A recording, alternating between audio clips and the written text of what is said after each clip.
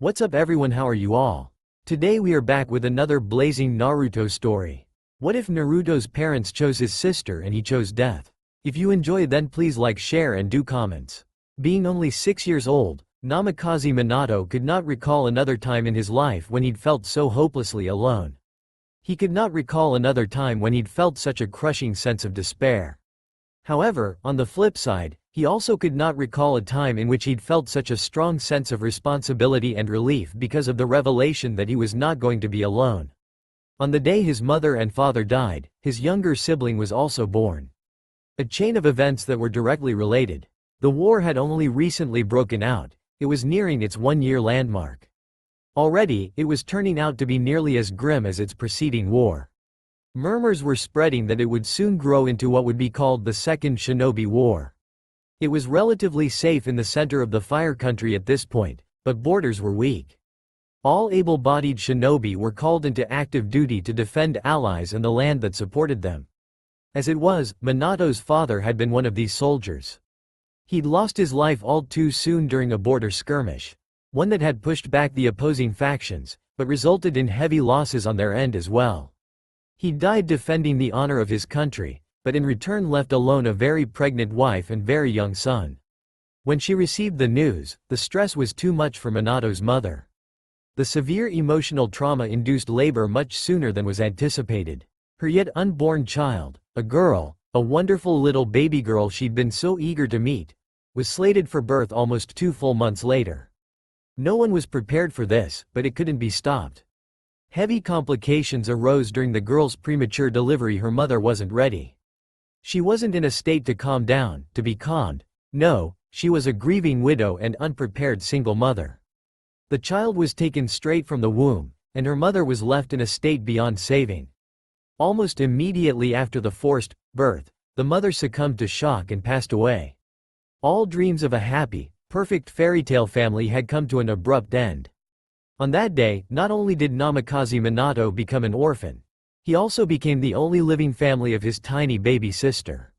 He was all she had, and she was all he had.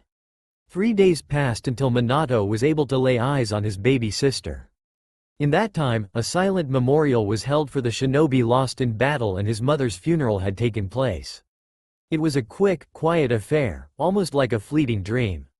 Like most young children, he was unable to fully comprehend the meaning of the loss, only felt that hollow emptiness that was brought about by the absence of his precious family. He'd cried an entire day and night, but no more. He wanted to appear strong in front of his sister, so she wouldn't cry either. One day, he knew, he would have to tell her about where their parents were. Then, they could cry together. For moments, all he did was stare, without saying a single word. Minato had always been a relatively quiet child, one whose emotions were difficult to read, and it had worried Taji. But, finally, he did speak. "She's so small. Is that normal, Taji-san?" The blonde boy asked the young woman standing beside him, turning his face only slightly away from the glass window his fingertips were pressed against. His eyes remained on the small, wiggling form of the infant with dandelion-puffed tufts of blonde hair. He didn't know this woman very well. She was young, late in her teenage years, and had been trained under his father when she was a genin, before any time he could remember past mere hazy recollections. He could recall her being present at 1 or 2 family dinners along with her teammates, so she must have felt a stronger sense of connection than he could manage. She'd been taking care of him and watching over his new sister since the day his parents had passed away. To keep either of the children from being sent to the orphanage's care, she'd arranged for Minato to obtain an apartment, as he was now attending the academy, and she herself had pushed for legal guardianship, if only temporary, until Minato came of age, over the children. It hadn't been a dying wish, but both of the Namikaze parents had firmly expressed that they didn't want their children raised in such a way if anything were to happen to them. Taji and her teammates, as well as anyone who knew the couple, were aware of this. As the responsible member of her team, and the only one close to the family that had no extant relatives, Taji had taken the task upon herself. The proposal had yet to be cleared, but she had been informed that it had a high chance of being approved. Under certain conditions, of course. If, for any reason, she was unable to provide proper care, be it due to her job or personal issues, The girl child would be turned over to the orphanage until, if she so chose, she entered the academy. It's perfectly fine, Namikaze-kun. The brunette bent down to the young blonde's level and peered into the nursery. Despite her early birth, the child appeared healthy, at least, the nurses hadn't mentioned any irregularities. She was out of her comfort zone and had little to no knowledge about childbirth and related procedures. She'd trained as a medic nin before being recruited by Anbu, but her area of expertise was that of a general practitioner. Perhaps she would venture into neonatal territory, if she was accepted as the children's legal guardian.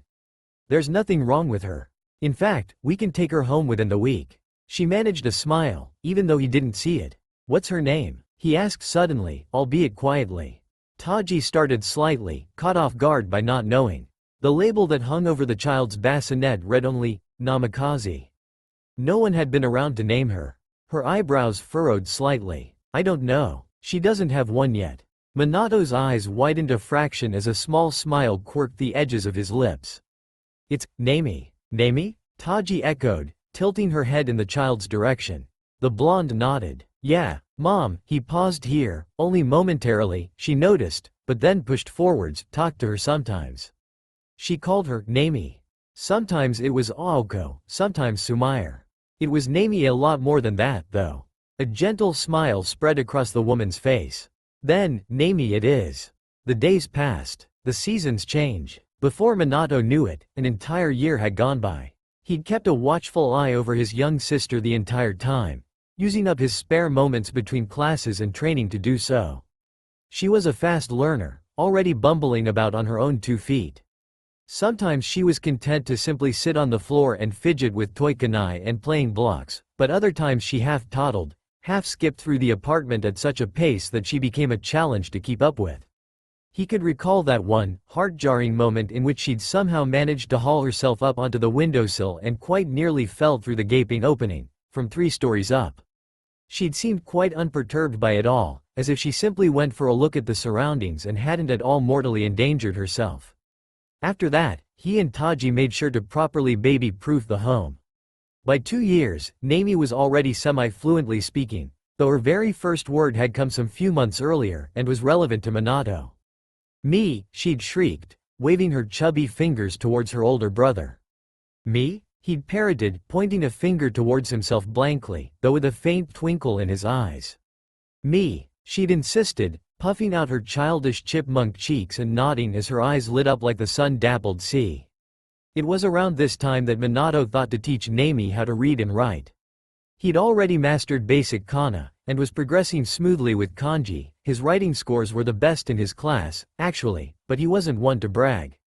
He set a scroll with the girl's name scrawled across it down in front of her as she lounged on the floor, stacking piles of colorful rubber shuriken on top of each other. It seemed like child's play to any outsider, and they would most likely never know that it was her improvised version of the Tower of Hanoi puzzle, if such a thing didn't exist in the world. She was steadily approaching the minimum number of moves required to solve this particular version.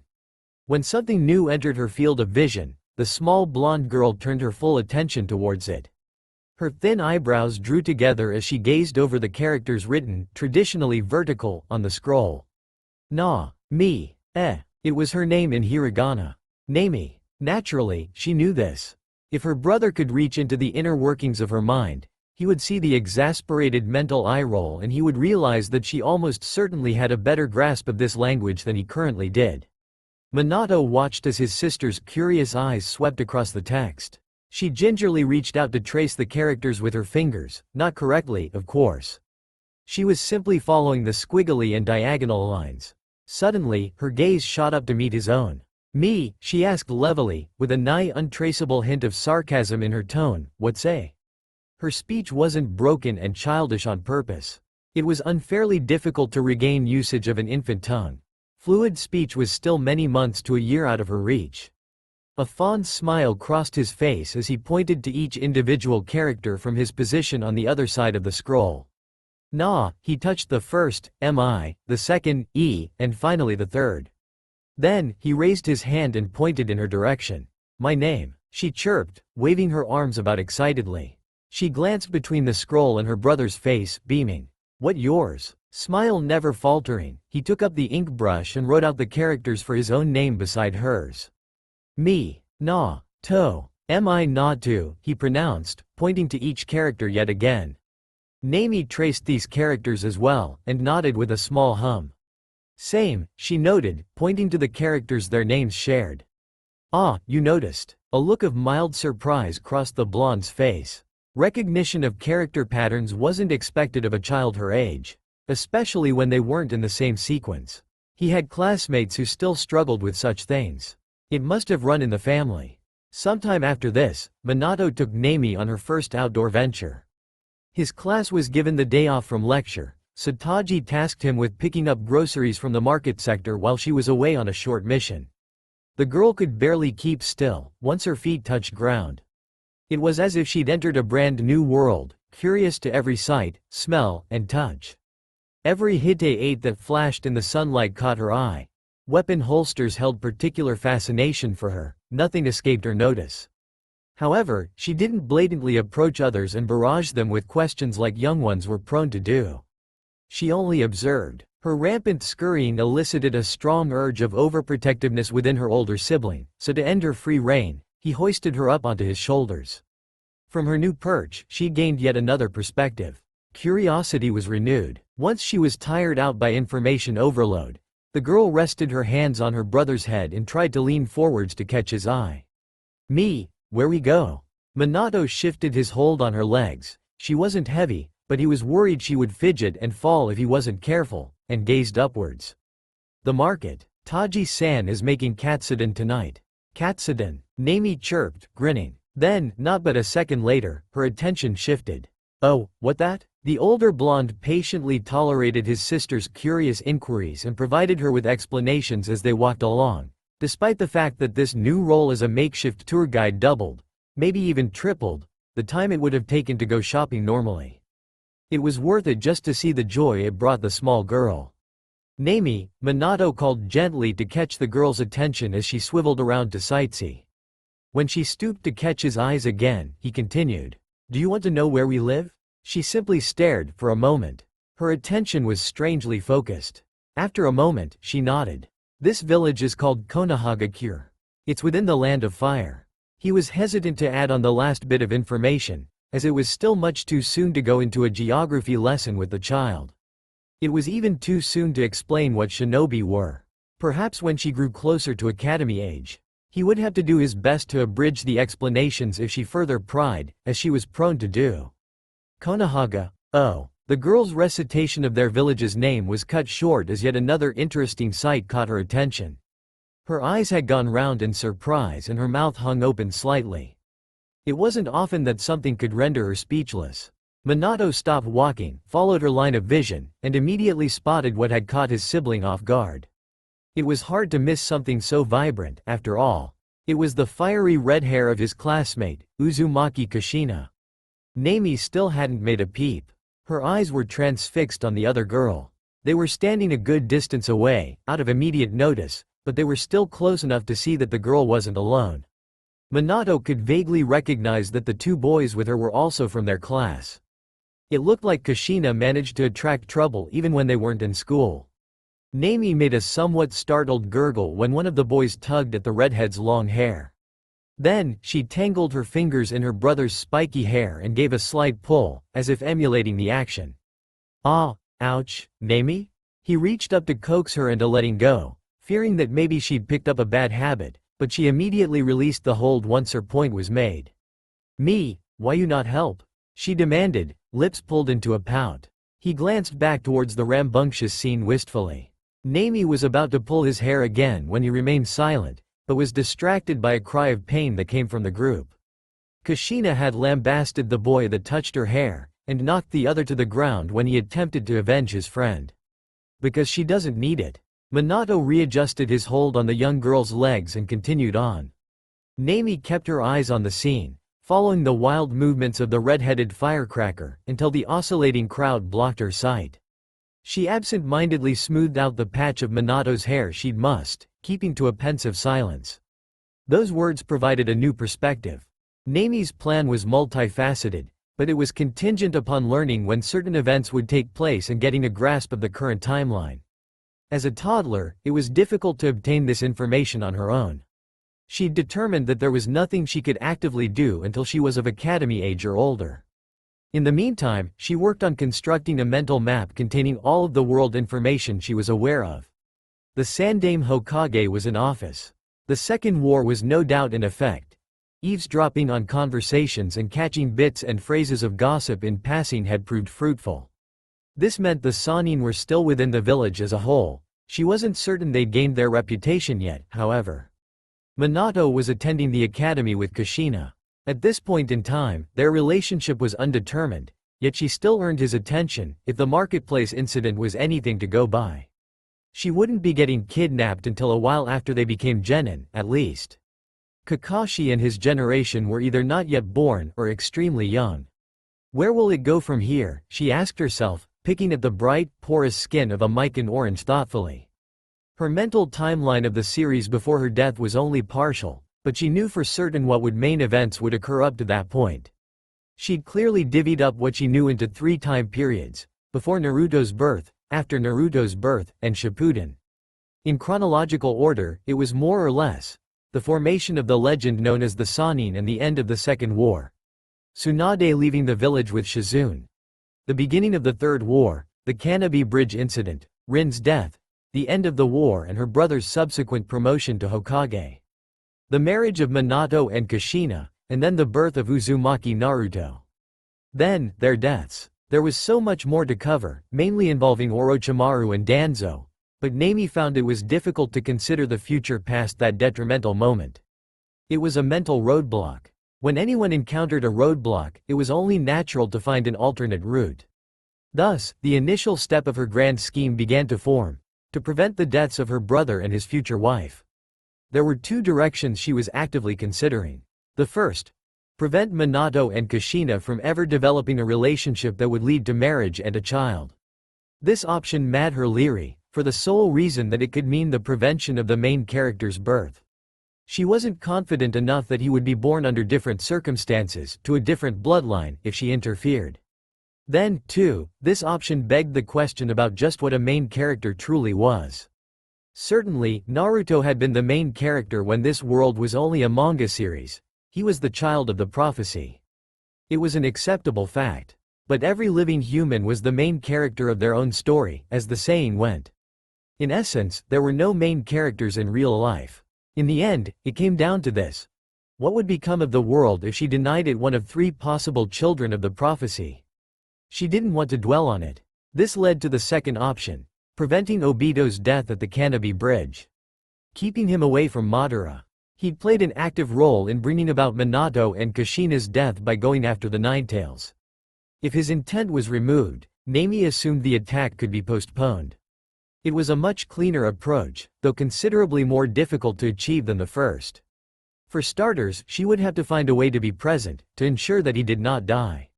Second, Uchiha Madara was an independent, alien entity who could have a contingency plan, or several. This intervention of hers might have little to no effect on what outcome that man foresaw, and she was not so arrogant to believe she could match the scheme of a villain she knew very little about. Not only that, but in order to reach a level where she could accomplish anything, she had to become a shinobi. She wasn't even sure if she had sufficient chakra stores for that. Or the necessary ability to control it. Nami? The tiny blonde jerked in surprise and quickly glanced up to meet the eyes of her guardian. Taji-san? She mimicked the questioning tone. Are you having trouble peeling that? The woman pointed at the small fruit and quirked up an eyebrow in amusement. Nami returned her attention to the orange and balked when she spotted the several nail marks and dents in its surface. An embarrassed grin spread across her lips. Yeah, ehehe. You do it please? The brunette sighed, but held out her hand in pity. Hand it over, little one. Nami relinquished it gratefully, or at least, she tried. The moment she tried to release it, the fruit stubbornly clung to her palm. Ah, Taji interjected in surprise. At the same moment Nami uttered a baffled, huh? The older woman leaned forwards and held her hand towards the fruit before pausing, then glancing at the girl with awe. You can't be doing that on purpose, right Nami? There's no way. Nami squinted in puzzlement, then shook her hand to free the fruit. It remained glued to her skin. Taji continued reaching for the orange and held her hand open beneath it. "Here," she muttered, "just let it go. Don't think about it." Her eyes were still round in wonder. There was something in her tone that Nami couldn't read. It finally came to her as an epiphany. This was chakra. But she hadn't even been aware. She'd always assumed chakra would be something tactile within her body, like a muted stream of liquid, or a faint current of energy. This had to be unintentional, some freak occurrence. She wasn't even 4 yet. Wasn't it too early to become aware of her chakra system? She hadn't even. As panic roiled at the edges of her consciousness, the orange finally, abruptly detached from her hand and fell into her guardian's awaiting palm. The woman observed the fruit thoughtfully, rolling it between her fingers, to examine the trace of chakra left on it, no doubt. Nami held her breath. Taji looked up with a contemplative smile, and began to peel the orange. "Nami, do you want to learn how to be a shinobi?" The girl didn't waste a moment to respond. "I want to." It was a step towards increasing the success rate of her plan. Taji nodded. "I thought so. You're a bit young, but I suppose we can start with the basics. Do you know what chakra is, Nami?" She was young, indeed, a few months shy of turning 4. She wouldn't be entering the academy for the next couple of years, but it did no harm to prepare her for what was to come. The woman had never taught a child before, but during her genin days, she'd assisted her teammates with various training techniques. As a kunoichi with a focus in medical ninjutsu, she could even help her get a firmer grasp on her chakra control, which, if continued unchecked at this point, could endanger her young life. To be able to use chakra at such a young age, even if it was a fluke, must have meant her reserves were already considerably developed. More so than hers had been at the same age, and most non-clan children, at the very least. Well, sometimes anomalies like this cropped up. Her parents had both been slightly above average shinobi, both at the Junin level, so it wasn't surprising if their children turned out to be equally or more talented than them. Along with that, with how well Minato was currently doing in school, Taji felt it wasn't unfair to expect the same quality from Nami. She didn't think much on whether or not she should influence the child with such a dangerous career path, either, because her older brother was the one who provided her with plastic kunai and shuriken toys. If that wasn't a subtle indication that he wanted his sibling to follow the same path as opposed to the safer civilian route, then Taji felt she overestimated the blonde boy. Nami shook her head, though she sat up straighter in her chair. Taji split the orange apart and set the half-sections on the table between them. "Everybody has chakra," she began, abridging her explanations for a young mind. "It's what keeps us alive, and also what makes life possible." She indicated the two halves of the fruit. "It's made up of physical and spiritual energy, the body and the mind. Your core," she pointed towards the girl's belly, "houses the chakra. But it circulates all throughout the body. It's also the driving force behind shinobi as a whole. Without it, well, nothing but standard hand-to-hand combat would be possible." Here, she paused, and her eyebrows furrowed. She wondered if perhaps she should have simplified her explanation a bit more for a young mind. Nami was staring down at the orange and blinking placidly. Taji wasn't sure if she'd heard her at all, or just tuned her out when it got too tedious to listen. "But, well," she continued on, "regulating its usage is the most important thing. If you use up too much, you could really hurt yourself. But if you don't know how to control it, you can never master ninjutsu and genjutsu. Most people only have a base understanding of this, but some, like medics, rely completely on their chakra control." "Like you, Taji-san?" the girl asked, glancing up curiously with a small smile playing at her lips. Taji nodded. "Like me," she hummed thoughtfully. "What you just did, with the orange, most kids don't learn to do that until sometime in their academy classes or later. It's called channeling chakra. When done correctly, you can make objects stick to certain areas on your body." "Oh, yeah, Nami nodded, expression focused. A moment later, though, it was replaced by an apologetic grin. "Kinda understand." Still a little confused, she reached for half of the orange and began nibbling on it, smiling absently. The older woman was already set on teaching her how to use her chakra. However, she had no intention of becoming a young prodigy. Drawing extra attention, especially from undesirable characters, was out of the question and would impede her plans. It wasn't as if she was special, anyways. If she was able to learn to control her chakra at a young age, it would only be due to her adult mentality.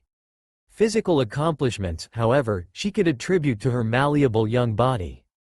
In any case, relying on the subterfuge of a normal kunoichi seemed ideal for her at the moment. Taji picked up the other half of the orange and bit into it. Well, that can't be helped. We'll work on it. Maybe Minato can help out, too. How would you like that? Hearing her big brother's name, the girl's face lit up. Really? Really? He can tell us how the academy handles things like this. He's already pretty good at controlling his chakra, you know. A slightly smug smirk crossed the girl's face. Of course, chakra control was a greater challenge than Nami had expected. The energy wasn't something she could feel, not physically. It was more natural and inherent, like the blood's circulatory system. Known to exist, but impossible to see or touch. But, similar to being able to feel a pulse, when it was channeled to the surface, between chakra points, chakra was vaguely tactile. She could feel an added weight, like something was definitely there. She supposed that, the more she channeled, the greater the weight would be. Unlike Taji had hoped, she was nowhere near talented at controlling it. That time had definitely been a fluke. Because chakra wasn't something Nami could feel, visualizing it and directing it was nigh impossible. Consistently holding it was much the same. Match it with your breathing, Taji had coached. Imagine pulling it up when you inhale. Then direct it when you exhale. Balderdash, Nami concluded. Eventually, Taji provided her with charts that depicted the chakra system and all 361 tenketsu points in the body. Minato had even shared what his instructors had lectured on the matter and attempted to provide advice. How'd I do it? He'd mused, humming in thought. Well, I'm not sure how to explain it. For me, it just comes naturally. In theory, it was simple. So basic that any child could do it. But the transition from a textbook description to real-world application had always been one of Nami's struggles. If this way didn't work, and that way didn't work, then she had no choice but to find an alternate method. In the midst of her struggle with chakra, Minato successfully graduated from the academy and became an integral part of Team Jiraiya. It wasn't until sometime past her 4th birthday that Nami was able to succeed. She'd thought back to the first time she'd channeled chakra, and dissected the situation until she'd determined what caused it. During that time, she had been deeply immersed in thought, blind to the world around her. She hadn't been thinking about chakra at all, past a brief consideration of it. It had been an idle, absent-minded event, and she was holding onto an orange the entire time. From this, she formulated the idea that she had to be in a completely focused state, while grounded to the object she wished to channel her chakra towards. But in the sense of being focused, she didn't need to concentrate solely on channeling her chakra, as was expected. Her problem was that she was too focused, and stressing herself out, preventing the chakra from flowing where it was desired. When she applied this thought in practice, letting her mind wander on another matter and only briefly lingering on the chakra activity, she found one of her plastic kunai sticking to her fingers.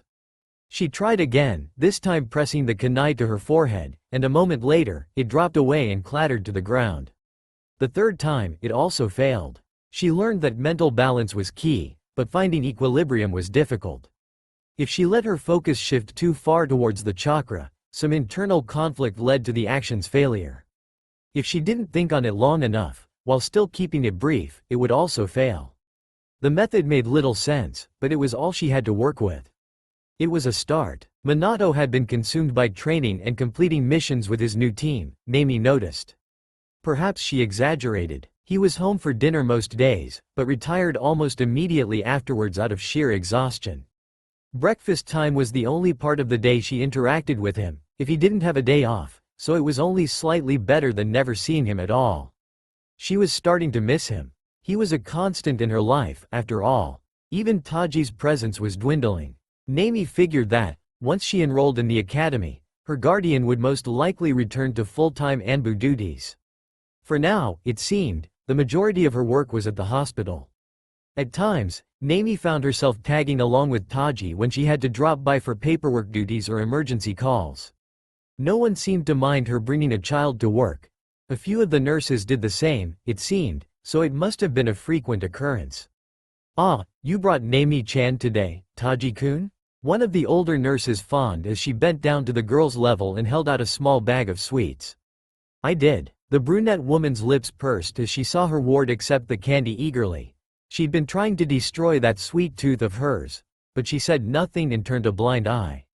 Naomi liked this woman, not only because she gave her free candy, who could hate someone who gave free things, but because she reminded her of her late maternal grandmother. Her name was Chiko, she was a retired Chunin kunoichi, and had 3 children. One was a civilian, one was lost to war, and the other was a special Junin who taught at the academy. She apparently taught young girls how to become proper kunoichi. In fact, that very kunoichi's daughter was hanging around the hospital under the watchful eye of her grandmother. Chiko insisted that they meet. "Oh, you get to make a friend, Naomi. Isn't that nice?" Taji encouraged, eyes crinkling at the edges as she smiled. The one thing that the young girl's life lacked, she knew, was influence from peers. When Minato had been around, she didn't give it much thought. As long as Naomi had another child present, it was fine.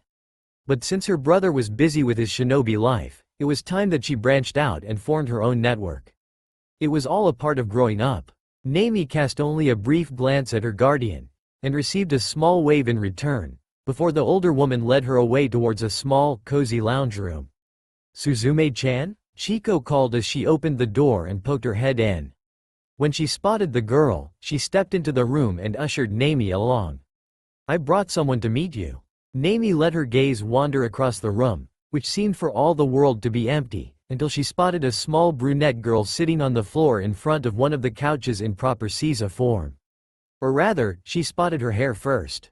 It was wildly curly and frizzy, and cropped close to her face, like a mini afro.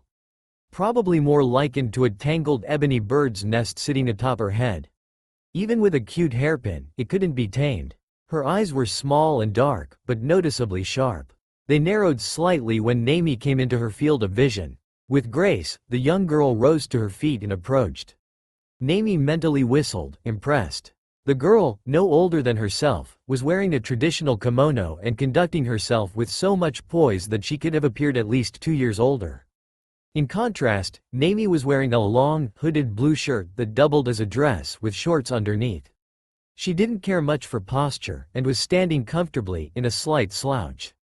The picture of laziness. There was no fun to be had with this one, she realized. "Suzume, this is Naomi-chan, Taji-kun's daughter." Hearing the word used so blatantly, the blonde girl jumped. But only slightly. She'd never thought of Taji as her mother, much less as a guardian. She was more like an older sister. All the same, hearing that title in reference to her and Taji caused faint warmth to rise to her cheeks. "And Naomi-chan, this is my granddaughter, Suzume." Chiko finished. "Pleased to meet you." The dark-haired girl bowed, not hesitating in the slightest, before rising and catching Naomi's eye curiously. Naomi managed a small nod, and fiddled with the front pocket on her shirt. "Hi, I have to get back to work now, girls. Have fun." The older woman grinned as she left the room and quietly shut the door behind herself.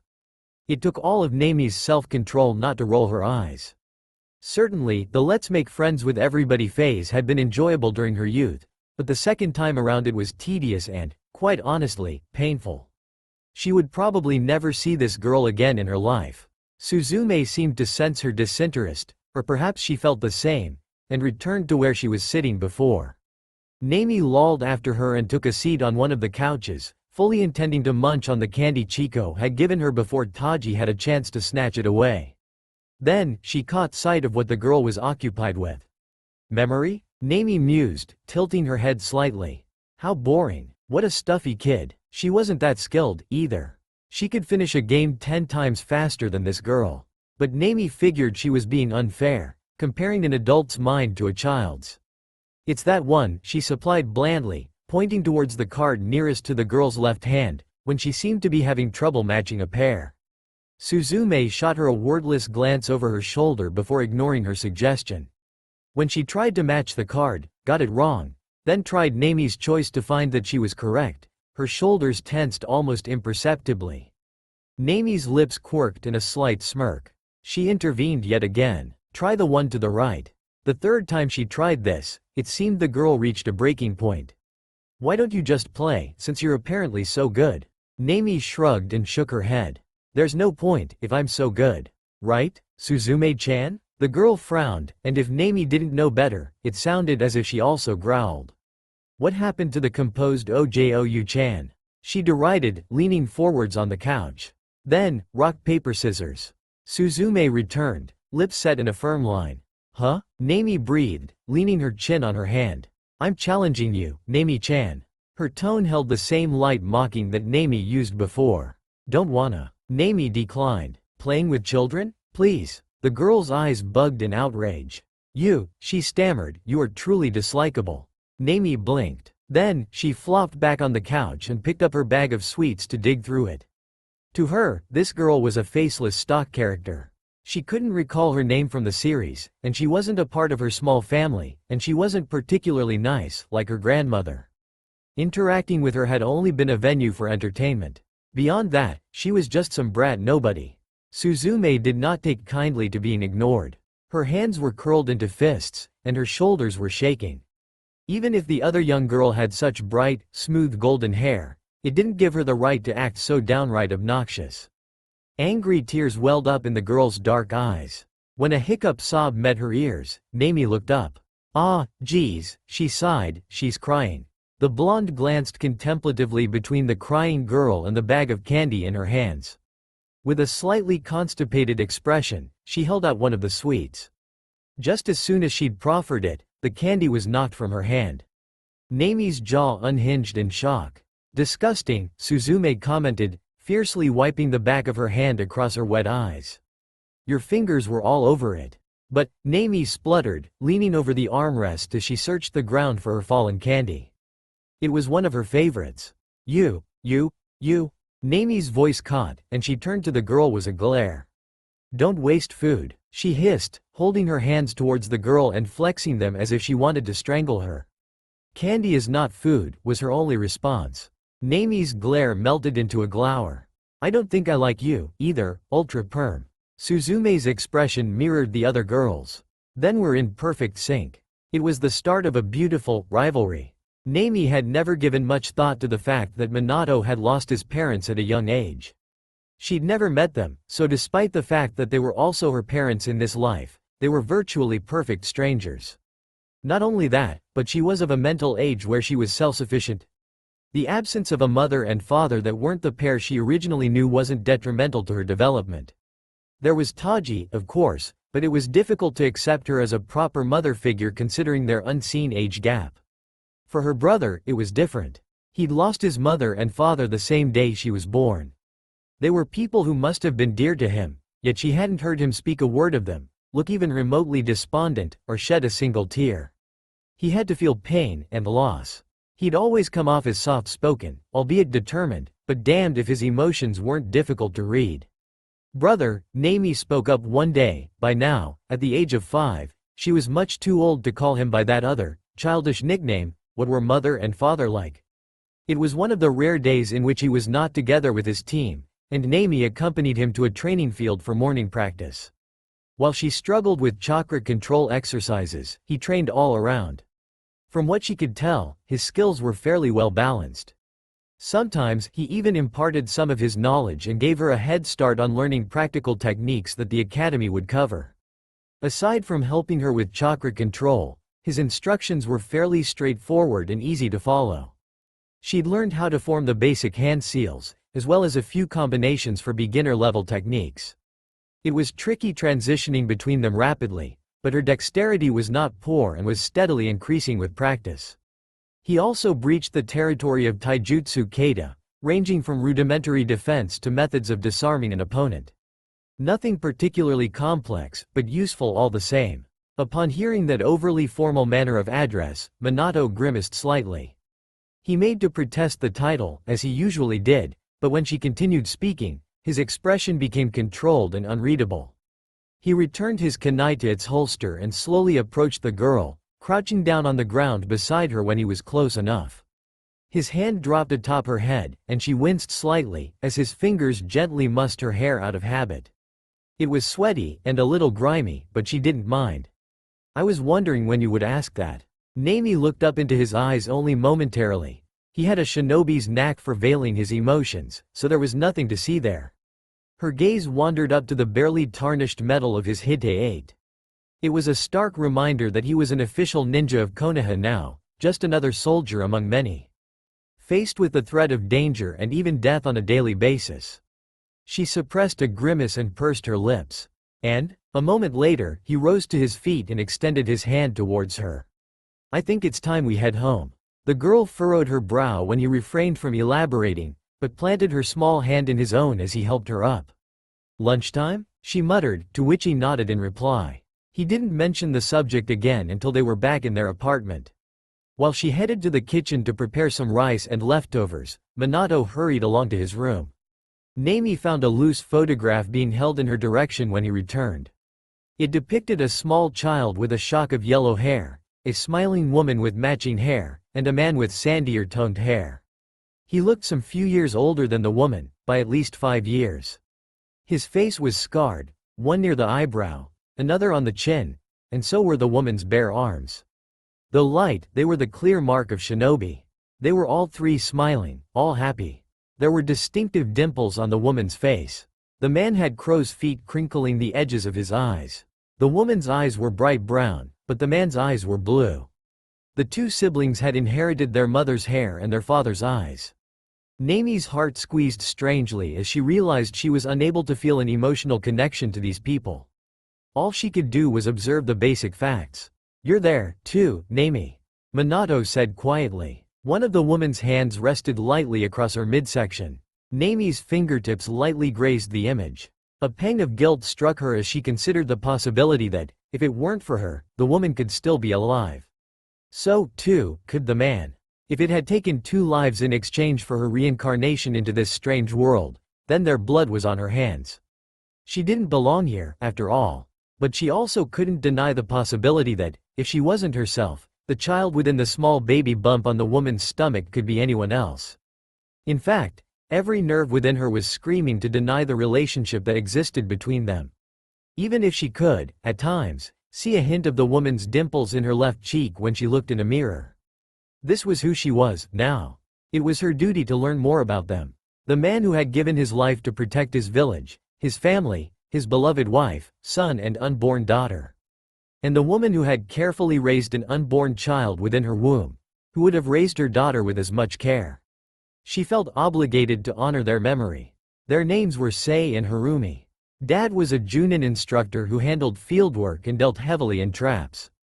Taji-san was part of his genin team. He seemed to add the last part as an afterthought, but there was brief hesitation in his voice that Nami didn't miss. Mom was a special Junin who worked in the field, too, before I was born. Then she transferred to the aviary. I think, probably, the scars are from the hawks. Finally, some emotion began to color his words. Reciting the information elicited a fond thoughtfulness in his tone. Though, it was still somewhat mechanical, as if he'd practiced it before. She wondered if he'd really been waiting for her to ask about the two. What happened to them? Minato was silent for a moment. Dad fell to the enemy during battle, but his efforts contributed to Konoha's victory. Do you remember when I showed you the memorial stone? She nodded. His name is inscribed there. The girl looked towards her brother's face. As she expected, his eyes were shining with unshed moisture as he stared nostalgically at the picture. It was unnecessary to ask, so Nami felt somewhat regretful when she pushed, and mother? Their eyes met. He seemed to be debating as to whether or not he should tell her the truth. But, her brother never did lie. Though gentle by nature, he did not sugarcoat the truth. Not even to his child sister.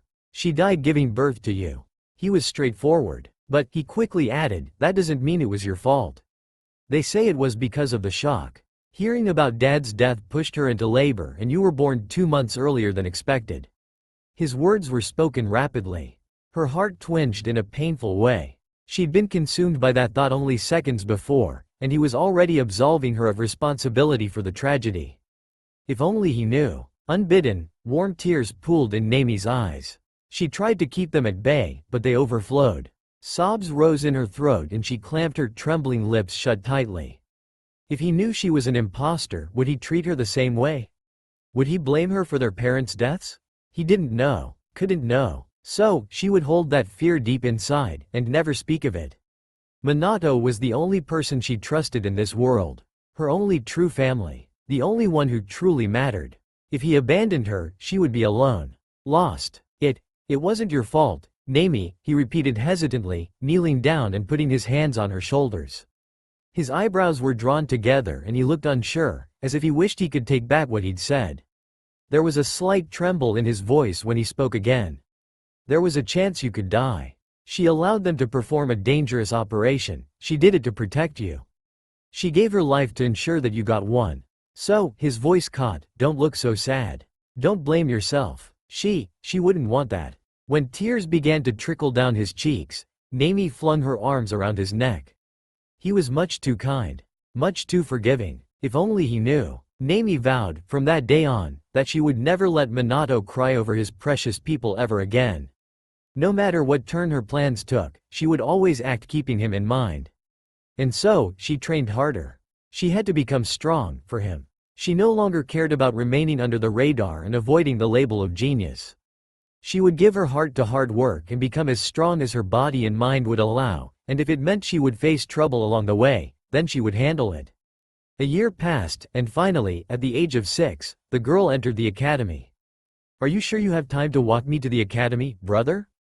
Naomi asked as she swiftly wove her short hair into twin braids on either side of her head. Taji was the one who usually fussed over her hair care, but she was busy with medic duties on the war front. She'd wanted to be present on Naomi's first day of school, but it couldn't be helped. Minato paused in rushing back and forth preparing his tools. He was also slated for a team mission that morning, only shortly after she was due at the academy, and mussed his sister's hair fondly. I'm sure. I may not be able to stay for the ceremony, but you're not going to school alone on your first day, Naomi. A thoughtful expression crossed his face.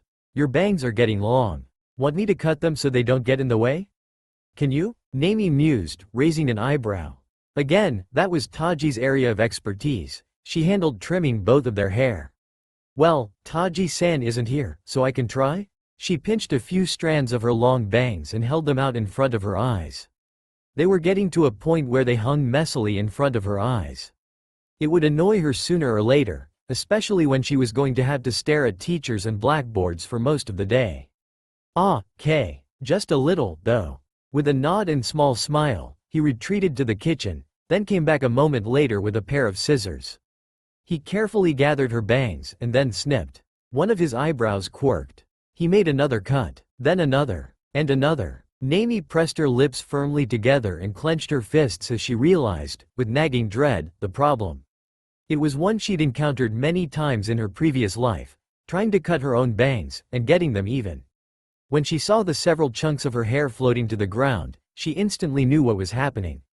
Before she could protest, the damage was already done. Minato noticed it, too. He rubbed the back of his head a little sheepishly. I think, I may have cut a bit too much. Sorry, Naomi. Naomi picked up the small hand mirror she was using to braid her hair earlier and felt her breath catch in her throat. He's made me a laughingstock. On the first day of school, even. Though they were, at the very least, out of her eyes. Her bangs were now straight and chunky, only a little ways past her hairline, sticking up like stiff, stringy pieces of straw. Her fingers combed through the short mess ruefully. If she had been any other child, true to their age, it would have made her cry. As it was, she was strong enough to withstand any possible teasing, plus, she didn't particularly care what others thought. She was tempted to laugh, too, at the ridiculous cowlick. Actually, she did. Her voice tremored with a small chuckle as she grinned at her worried sibling. It's fine. Thanks, brother. She could never stay mad at him. Minato started in confusion, then relaxed, looking relieved. For a brief moment, he was afraid she may burst into tears. Either that, or hit him. Girls were sensitive about their hair, after all, if Kushina's reactions were anything to go by. Really, she continued, as if sensing his distress, they'll grow back. Finally, he smiled. Right. It was a good thing she was so mature for her age, either that or he feared she was passive-aggressive. He strongly hoped it wasn't the latter. She would be fawned over by the teachers for sure. His eyes wandered towards the clock. We'd better get going so you're not late for the entrance ceremony. Naomi surveyed the group of 24 or so fellow students loitering around the front of the academy after she wished Minato good luck on his mission and hurried him away so he wouldn't be late. She'd arrived just as the gathering began to filter indoors. From what she could see, it was a ragtag crowd, filled with parents and children of various levels of interest. No one in particular had stood out, and no one's appearance was familiar. There were likely no major characters among her generation, as she was certain that Team Kakashi and its contemporaries were still too young to attend. At most, there were minor members of major clans mixed into the fray, and a stray cousin or two of known canon families. But all in all, she surmised that her classmates were nothing impressive. It wasn't until she approached the end of the queue that she realized she had met one of the students before. "Oh, you," Nami acknowledged, observing the girl's messy hair. It was a wonder that had escaped her notice before. Suzume turned slightly at the voice that sounded beside her, then did a double take and stumbled, going momentarily slack-jawed at the sight of the other girl's hair. A slight smirk pulled at her lips, and her eyes narrowed in amusement as she prepared to speak, but then decided against it and simply cleared her throat. "The silent treatment, ultra perm?" She set a hand on her hip. "No, rather, I think she's doing her best to appear proper in public. Ladies don't start fights, apparently." There was more she had to say on the matter when the girl kept to her silence and snootily avoided her by hurrying forwards, but something bumped into her side and nearly sent her pitching over before she could say a word. Nami quickly regained her balance and spun around to admonish the person who shoved into her, but whoever it was had already moved into the building. "Hey," she called, following after the kid and grabbing his shoulder. "You're supposed to apologize when you run into someone. Who raised you, a pack of wolves?" When the boy in question turned to face her with a confused look, revealing the red, fang-shaped marks on his face, she realized that accusation wasn't far off the mark. "Ah, an Inuzuka." "No. It was dogs." The Inuzuka replied without a trace of sarcasm. He grinned proudly. "Huh." Nami squinted, uncertain if that was meant to be taken as a joke or not. "Well, are you gonna apologize?" With a shrug and a toothy grin, he offered an insincere, "Sorry," before turning and hurrying down the hallway. "Kids," Nami sighed, glaring after him. When she realized she was the final straggler in the area, she quickly followed after her classmates. The entrance ceremony was held in one of the larger lecture rooms. It wasn't so much a ceremony than an information session with little fanfare. It was rushed and kept brief, and the Hokage wasn't even present, but given that they were in war times, the quick and efficient display seemed appropriate. The new students were told in a broad sense what was expected of them during their enrollment period, what they would be learning, and what would be required of them to graduate into genin. Scrolls and manila folders were passed around, the Chunin instructors made their introductions, and at the end the large group of children was split into two.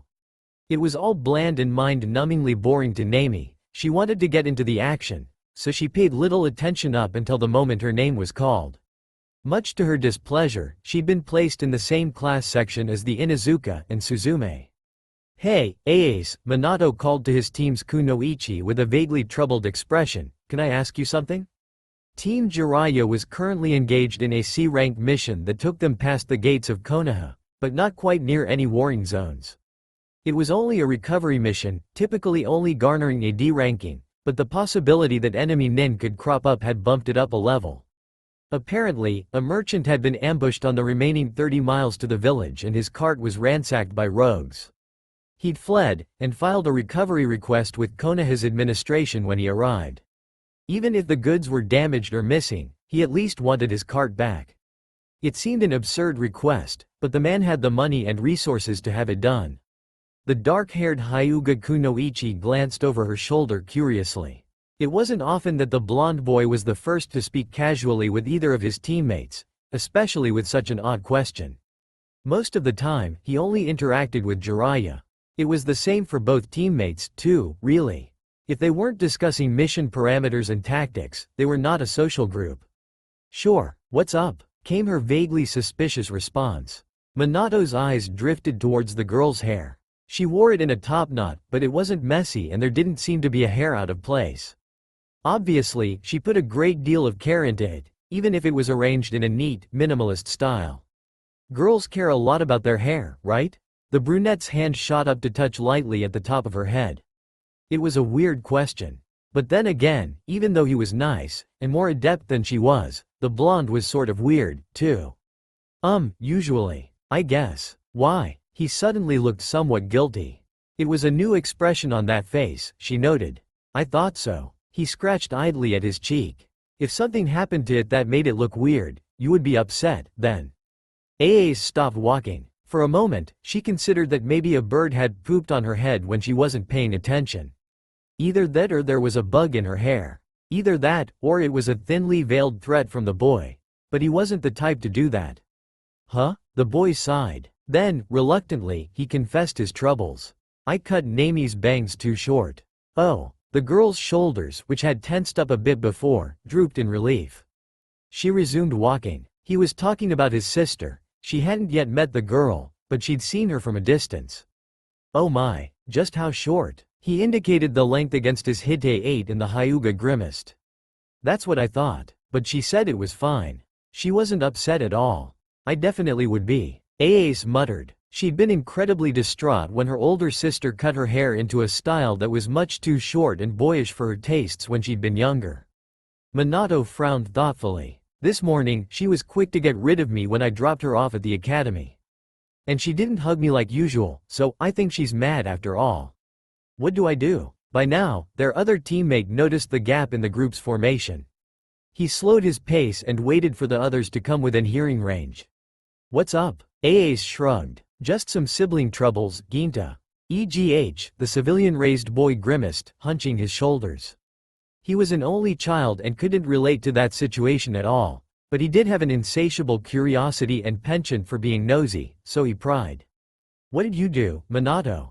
The dark-haired girl snickered at the blind implication that it was the blonde's fault, and said boy's eyebrows drew together slightly. Ace was about to reply when it took Minato a beat too long. But their leader's call caused them to look forwards. Hey, what's the hold up? Jiraiya had noticed when the formation began to bend, but there was no immediate danger in the area. He let the kids be because it was a rarity for them to be interacting. Sure, their teamwork was decent and they were a good group of genin, particularly that diamond in the rough, Minato, Rookie of the Year and a genius from a non-clan shinobi family. He hadn't been disappointed yet, but they lacked a social bond. The past year and a half they'd spent together hadn't developed in that direction yet. Maybe it was because he lacked the time to arrange team events outside of missions, since he was often needed on the front lines as one of the Sannin, but it seemed the war was finally winding down. It had been, since his team's fight with Hanzo a handful of years ago. He wouldn't be surprised if it ended within the year. Then, he would have the time to properly raise his team and take them to the Chunin exams. They were certainly ready. He cast a glance over his shoulder and came to a stop as he waited for his students to catch up. Ginta grinned, showing a gap where one of his front teeth was missing. Sensei. Minato messed up. Ace swiftly whopped him on the back of his head before quickly elaborating. He just wants to know how to apologize to a girl, Jiraiya-sensei. Oh, girl troubles, huh? Now this was his area of expertise. He set his hand on the blonde's shoulder and nodded thoughtfully. It probably had to do with that hot-blooded Uzumaki girl. He'd seen how often his student watched her. It was an obvious crush. It's something every man encounters, sooner or later. He said sagely. So, just how badly did you mess up, kid? Before Ace could intercede, Minato answered. I tried to cut Nami's hair and really messed it up. Oh, this wasn't just about a girl, it was his sister. Jiraiya was suddenly out of his comfort zone. He glanced towards the Soul Kunoichi. Seeing the way her teacher's goofy grin dropped, Ace sighed. It looked like it was up to her after all.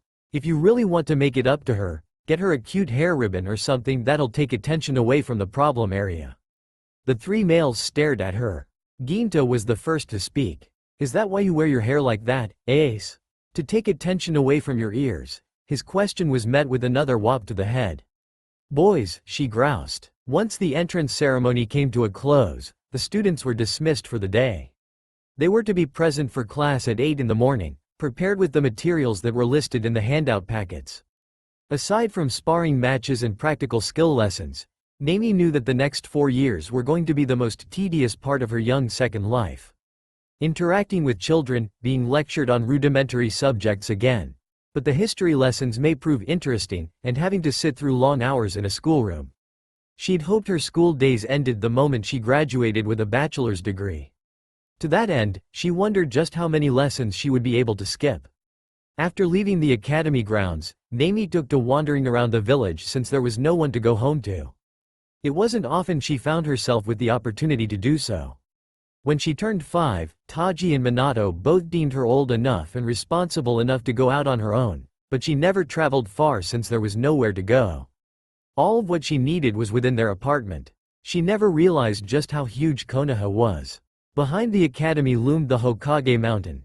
She was accustomed to seeing it with up to 5 faces, but the fact that it only contained the first 3 Hokages served as a reminder of when exactly she was.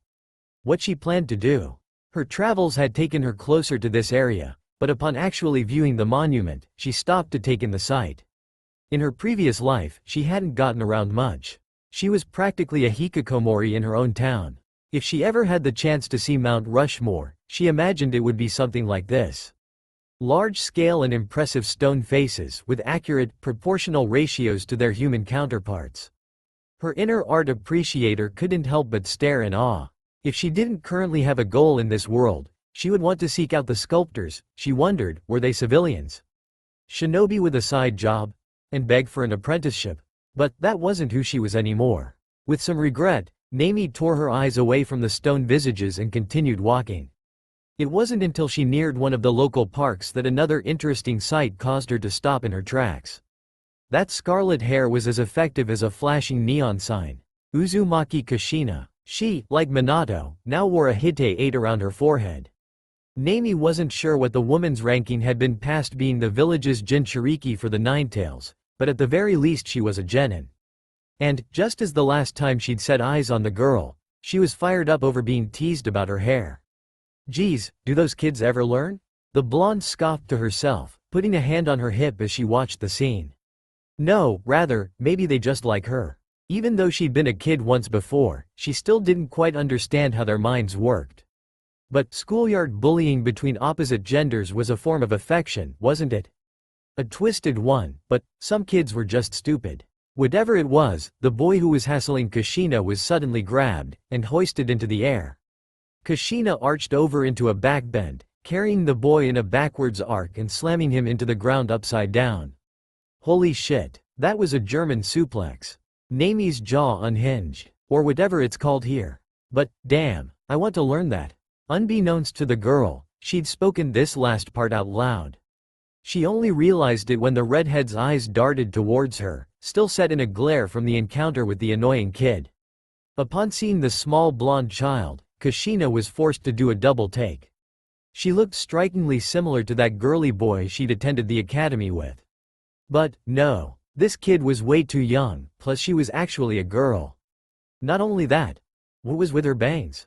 Kushina was the last person who would tease a girl about her hair, of all things, but, poor kid. What was that? The redhead asked sharply, swiping a hand across her nose aggressively. Nami replied almost mechanically, teach me that. Huh? Kushina replied blankly, glare shifting into a confused frown. What a weird kid, didn't she know who she was? Plus, what kind of child just wandered up to someone after seeing something violent and asked that? Nami crossed her arms as she surveyed the girl. She was a firecracker, there was no doubt about that. It was strange when she thought about it. Just how did she manage to get herself kidnapped when she had so much energy and strength? The child wasn't perturbed by her behavior at all, Kushina noted. She couldn't deny that she was flattered someone was taking such an interest in her and not being scared away, but that look in her eyes was a little unsettling. She put her hands on her hips in a semi-reprimanding manner. No way, kid, I don't think your parents would like that. Her eyes skimmed over the familiar colored scrolls in the girl's arms. Don't you have a class to get to? Scram, she's so prickly. Nami laughed internally as her lips pulled back into a small grin. Hell if I don't like her a lot more than I thought I would, though. She's cool. What's your name, Oni-san? Kushina stopped short again, taken by surprise. Uzu, she started hesitantly, but then pushed forwards and declared her name loudly, Uzumaki Kushina. Remember it, kid, I'm gonna be this village's first female Hokage, Databane. She thumped one of her fists against her chest and grinned proudly. Nami barely kept herself from gasping. She covered her mouth with both hands. So this is who Naruto takes after. The similarity was clear, down to the verbal tick. I certainly wouldn't be against having her as a future sister-in-law, But Nami glanced towards the girl thoughtfully, and felt a guilty pang in her chest. She shook her head to clear those uncertain thoughts and smirked. "So, are you gonna teach me that move or not, Kushina Oni-san?" The fiery girl opened her mouth to speak, but then quickly shifted gears. "Hey, wait, what's with that? Don't you need to give your name, too? I dunno. Do I? Ah, what a brat." Kushina grit her teeth and scratched at her head. "It's, manners," she clarified. Actually, the kid should have given her name first, she corrected herself. "Just who raised this girl?" "Then, it's Nami," the younger girl conceded. "Nami-chan, huh?" the older girl muttered. She was impressed by the way the girl was holding her ground. Most others would have been scared off by her gruff demeanor. If she didn't suspect otherwise, she would have pegged the child for being an oblivious idiot. But she was pushy and arrogant, and it sort of rubbed her the wrong way. Who liked being bossed around by a kid half her age? But it was the first time a kid had openly showed such interest in her and admired her violent attacks. And she hadn't made fun of her hair, at least, not yet. Kushina crossed her arms and stepped towards the girl as she came to a decision. When she stopped a mere foot away from the child, she didn't shy away, and merely stared up at the redhead expectantly. "Okay, fine. But, under two conditions." The genin held up two fingers and sent the girl a stern look. 1.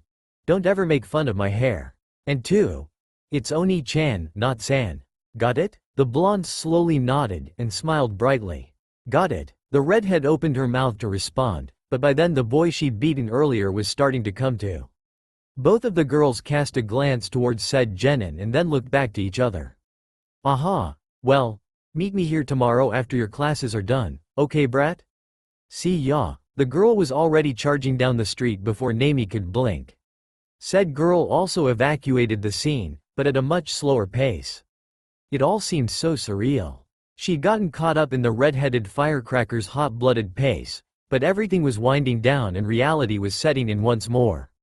Did I just become the red-hot habanero's disciple? The idle chatter between teammates didn't last long. No, they weren't that kind of group. For there to be any sort of conversation, there had to be a point, a goal, a question to be answered. Naturally, they passively listened to their leader's constant babble, sparing only few responses, but mostly Team Jiraiya remained silent and vigilant, with the occasional, upbeat humming from Ginta. They continued the rest of the mission in proper formation, keeping on the lookout and counting the moments until they arrived at the site of the merchant's abandoned cart. It didn't take much longer until they located it.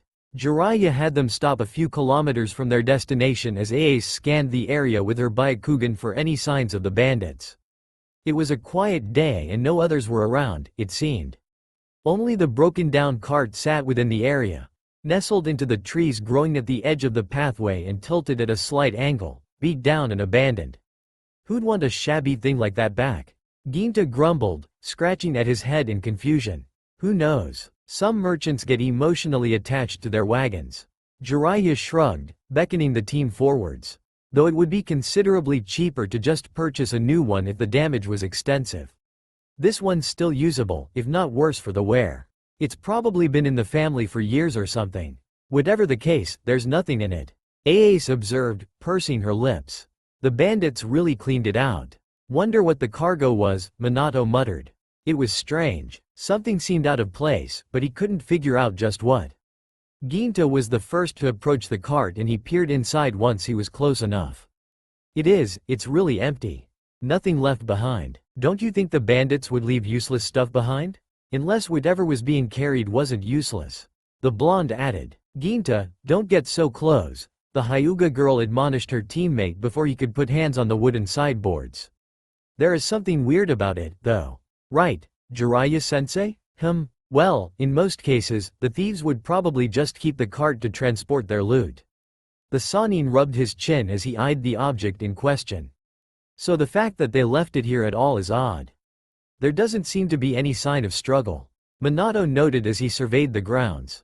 The wheel tracks are faint now, but they lead directly to the current position. They're not smeared at all. There's no footprints, either. Ginta piped up. Well, if they were shinobi-trained bandits, there wouldn't be, Ace pointed out plainly. But the merchant described them as rough and tumble types. Barbarians. So that is something to consider. She glanced up at the white-haired Junin. We need to check it. Traps, huh? Jiraiya mused, catching the dark-haired girl's eye. As usual, he was pleased with their teamwork and analysis. Ginta was the one who typically, and recklessly, jumped in headfirst without considering danger. But Ace was the natural-born leader and mother hen that kept him in check. Minato usually caught what the others didn't notice and filled in the gaps where the others lacked. Naturally, he'd been aware of the strange nature of the request since they'd been chosen for the mission. For a merchant to want his cart back after being attacked, there had to be something considerably important about the vehicle. Otherwise he would be happy to have escaped with his life and leave everything else behind. Did you see anything with your dojutsu earlier? Ace shook her head. No, but seeing through objects is a little difficult sometimes. And if there's a barrier seal, a really clever one, I wouldn't be able to tell at all. I'll check it for a seal and remove it if it's present. Jiraiya confirmed. Why would it be trapped if it's empty? Ginta complained, looking doubtful. I think we should just take it back and get it over with. The moment Jiraiya moved to examine the cart and the civilian boy smacked his hand against the sturdy sideboards, distracting Ace, Minato yelled out to alert them. Sensei. Enemy sighted at 2 o'clock. The next instant was chaos. A dozen shuriken whistled through the air from one side, and half a dozen kunai shot by from the other, followed shortly by a strangled cry from Ginta. The Toad Sage quickly deflected the shuriken and rushed forward to meet the greater threat while simultaneously shouting orders at his 3 genin to handle their end. After repelling the airborne weapons from the proximity of his teammates with a kunai, Minato turned back and hurried towards the second source of pandemonium. What happened? Ginta wheezed and writhed in the dirt beside the wagon. 3 kunai were embedded deeply into his chest and oozing red, and one pinned his shoulder.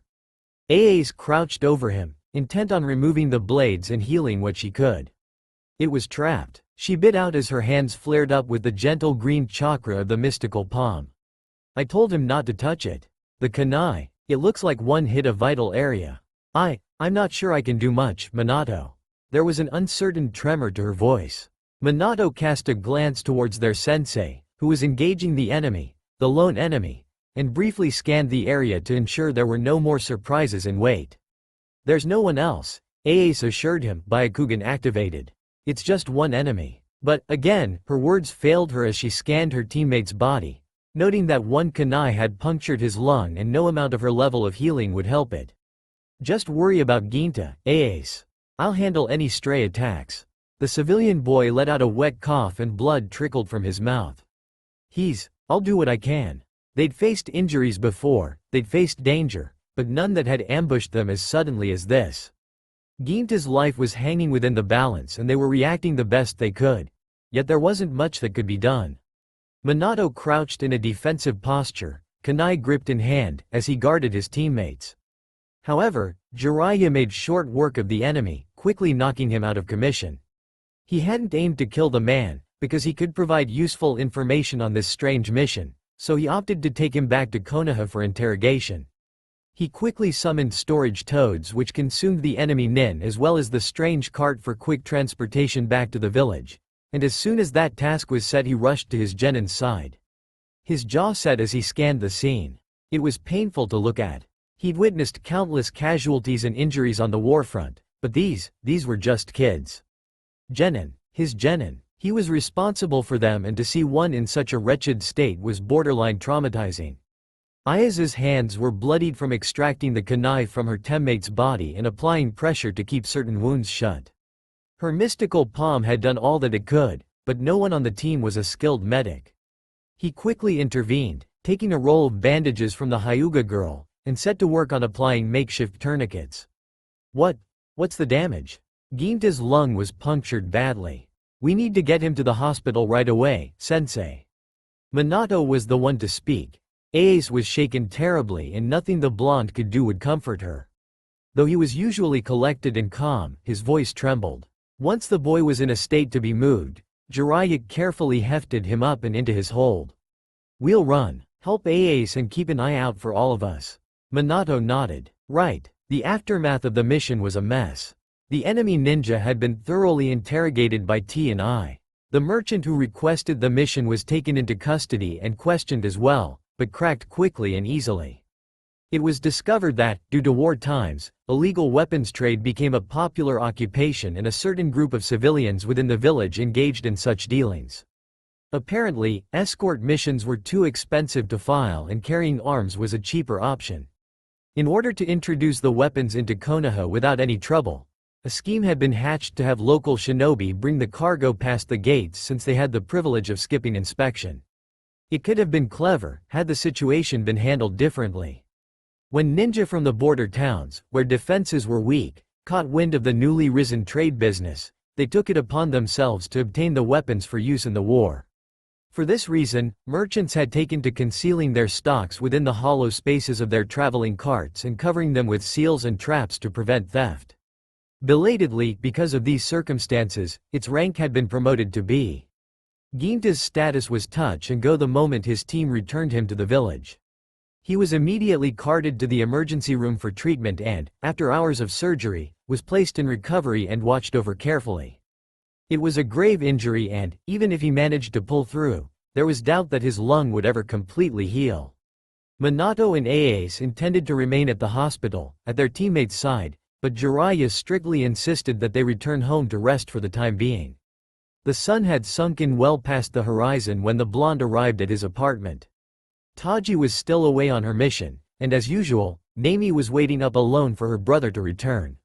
"Brother," the little blonde girl chirped as she greeted him at the door. Her countenance was cheerful, but there was a crease between her eyebrows. "I thought you would have been home by dinner." Minato smiled apologetically as he entered the house, and set his hand upon the girl's head as he passed her by.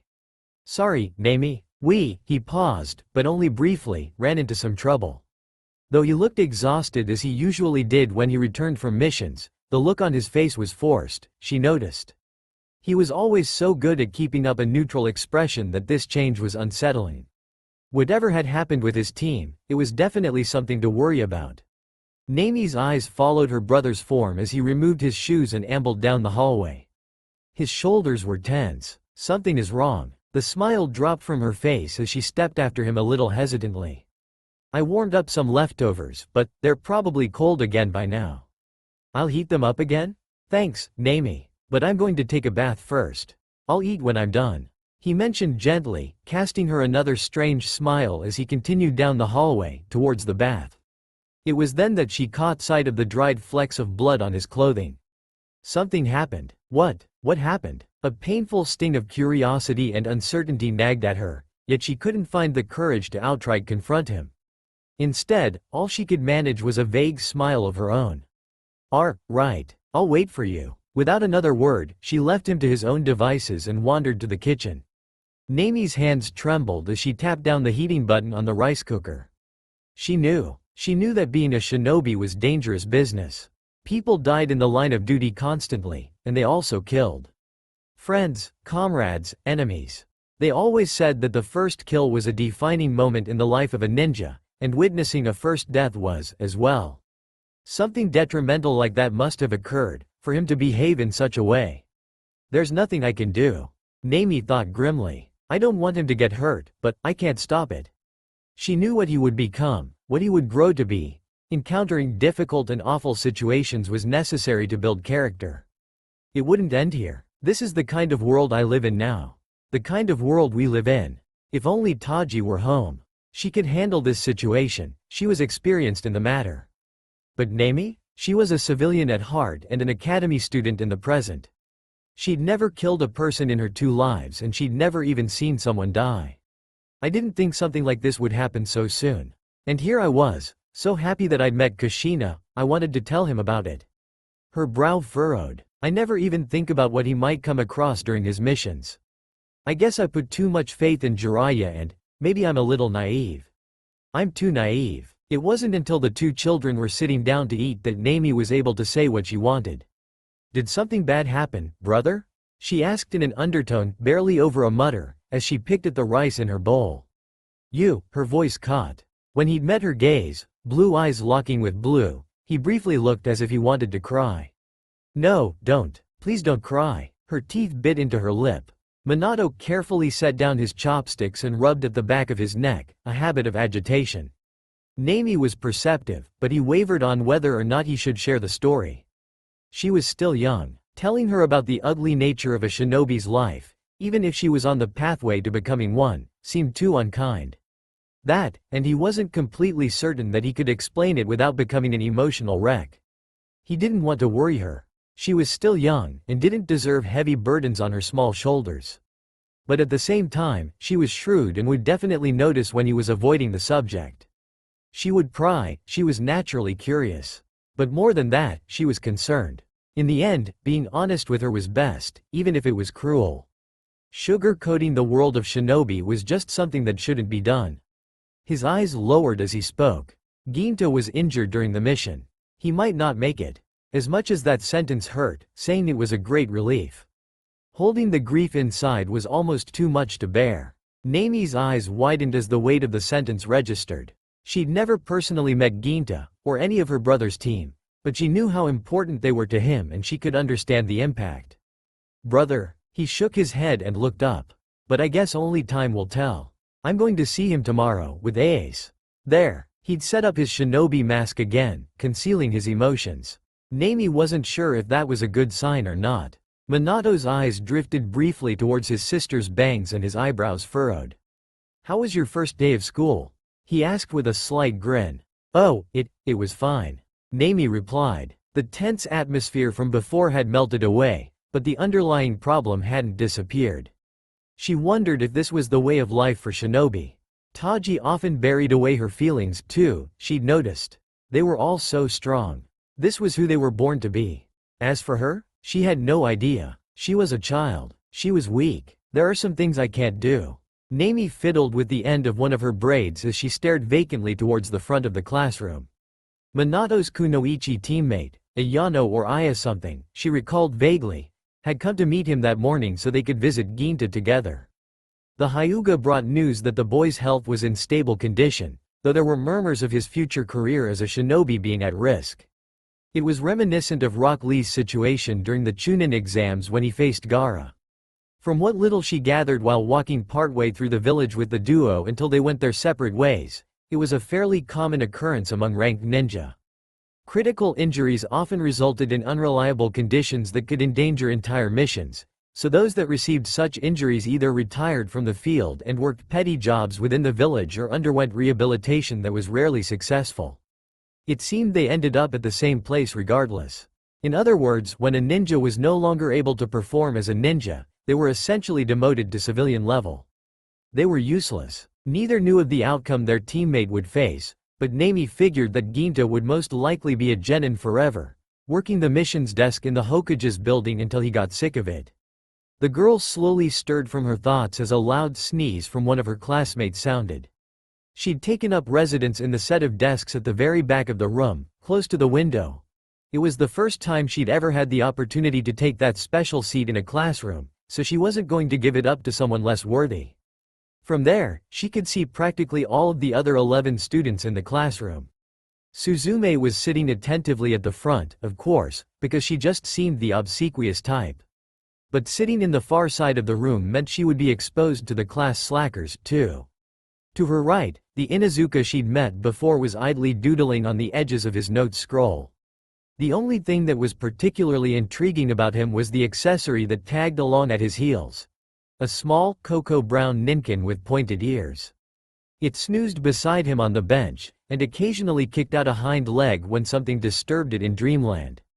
Cute. Nami sighed longingly at the sight, seeing a small, grinning black dog in her mind's eye as fleeting memories from her other life surfaced. She usually did her best to suppress bittersweet thoughts of the other side, because it was a place she could never return to. She didn't even know if her former friends and family were still alive, didn't want to know. Living between two lives was draining, so she turned the majority of her focus towards her current life. Even so, it was impossible to completely erase her old feelings and experiences. The Chunin instructor who stood near the chalkboard monotonously drawled on about something mathematical that Nami had mastered and had been well able to use for several years. It was the same with writing lessons. Taji had started her on kanji a few months before she entered the academy, so she had a considerable lead on her peers. It had been explained during orientation that the basic curriculum was staggered, alternating between weekdays. The first, third and fifth days would cover core textbook lessons, while the second, fourth and sixth days would cover the practical ninjutsu, genjutsu and taijutsu lessons, along with kunoichi classes for the girls. The seventh day was always a day of rest and then the cycle restarted. It sounded like a heavy workload for children, but it was necessary to build up a sturdy base of knowledge in order to improve later on. Unfortunately, today was one of those boring days that covered a great majority of what Nami already knew. The only lessons that held particular value for her were geography and history, since most of Konoha and the rest of the ninja world was largely unknown to her. Psst, hey, a low voice hissed nearby. Nami chose to ignore it, thinking it was some of the slackers being irritating, until the kid added, "Girl with the funny bangs." Ah, there it is. The blonde pursed her lips. So far, she'd been able to avoid being teased for her bad haircut since she stayed out of everyone's way, but it was only a matter of time before one of her classmates thought to draw attention to it. She turned an unimpressed stare towards the Inuzuka and raised an eyebrow. Seeing that the girl was acknowledging him, the boy continued to speak. "Do you have an extra scroll I can borrow? Mine's at the end." So that's why he was drawing instead, Nami observed coolly, eyebrows scrunching together in irritation. She shrugged and shook her head. No, even if she was bored, it didn't mean she wanted to be bothered. "Seriously? You have 3 right there. Should have come prepared," she grumbled, moving her note scrolls to the other side of the desk when the kid had the audacity to reach out for one. "Come on, it's just one," he hissed, frowning in such a way that one of his sharp canines was poking out past his lips. He glanced around, then when his gaze landed on his ninkin partner, he returned his gaze to the blonde. "I'll let you pet Kurocha. His fur's really soft." Hearing this, Nami went still. She eyed the puppy uncertainly out of the corner of her eye and pressed her lips together. By now, he was resting on his back with his soft pink underbelly facing skyward. No way. The girl finally decided, sticking firmly with her resolve. She waved her hand dismissively at her desk mate, then rested her chin on her hand as she busied herself with looking out the window.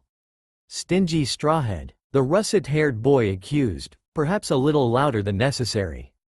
The moment Nami turned to scowl at him, their teacher paused mid-sentence and eyed them with mild disdain. "Is something wrong, Tobo, Nami?" He sighed, rubbing at his forehead beneath his Hite-8 with an exasperated expression. It was only the first day of classes, and there was already an interruption. He certainly hoped these two wouldn't end up becoming problem children.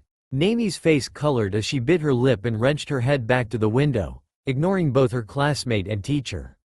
"How humiliating, mind your own business, both of you." Tobo, on the other hand, meekly shook his head. "No, Yuichi-sensei." With one last reprimanding look at the pair that just dared them to cause trouble, the Chunin returned to the lesson. Finally, after the long, grueling day was over, Nami rushed towards the door, eager to meet up with Kushina. She would have made it past her desk, too, if not for the leg that shot out in front of her feet the moment she took a step forwards. With the momentum from flinging her body out of the chair, along with the intent to run, she wasn't able to catch herself during the fall and smashed unceremoniously onto the hardwood floor with a quiet grunt. The impact made such a noise that even Suzume at the front of the room turned to see what had caused it.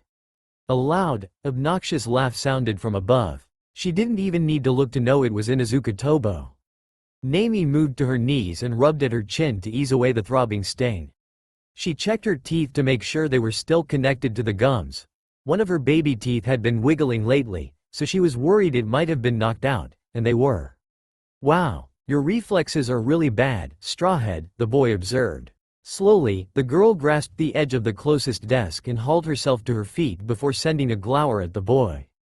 The notion to curl her fingers into his short, messy ponytail and bang his head against the desktop briefly crossed her mind, but she had to remind herself that she was much too old to be fighting with a 6-year-old.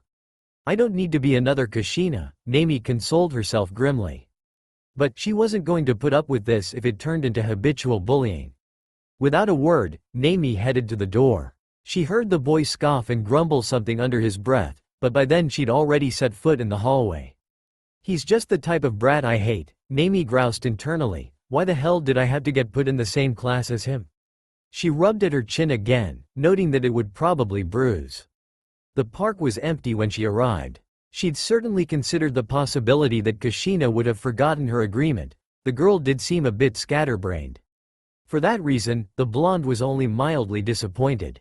Then, briefly, like a lightning bolt to the heart, Nami realized that this could be the day Kushina was kidnapped by the group of Kumo Nen.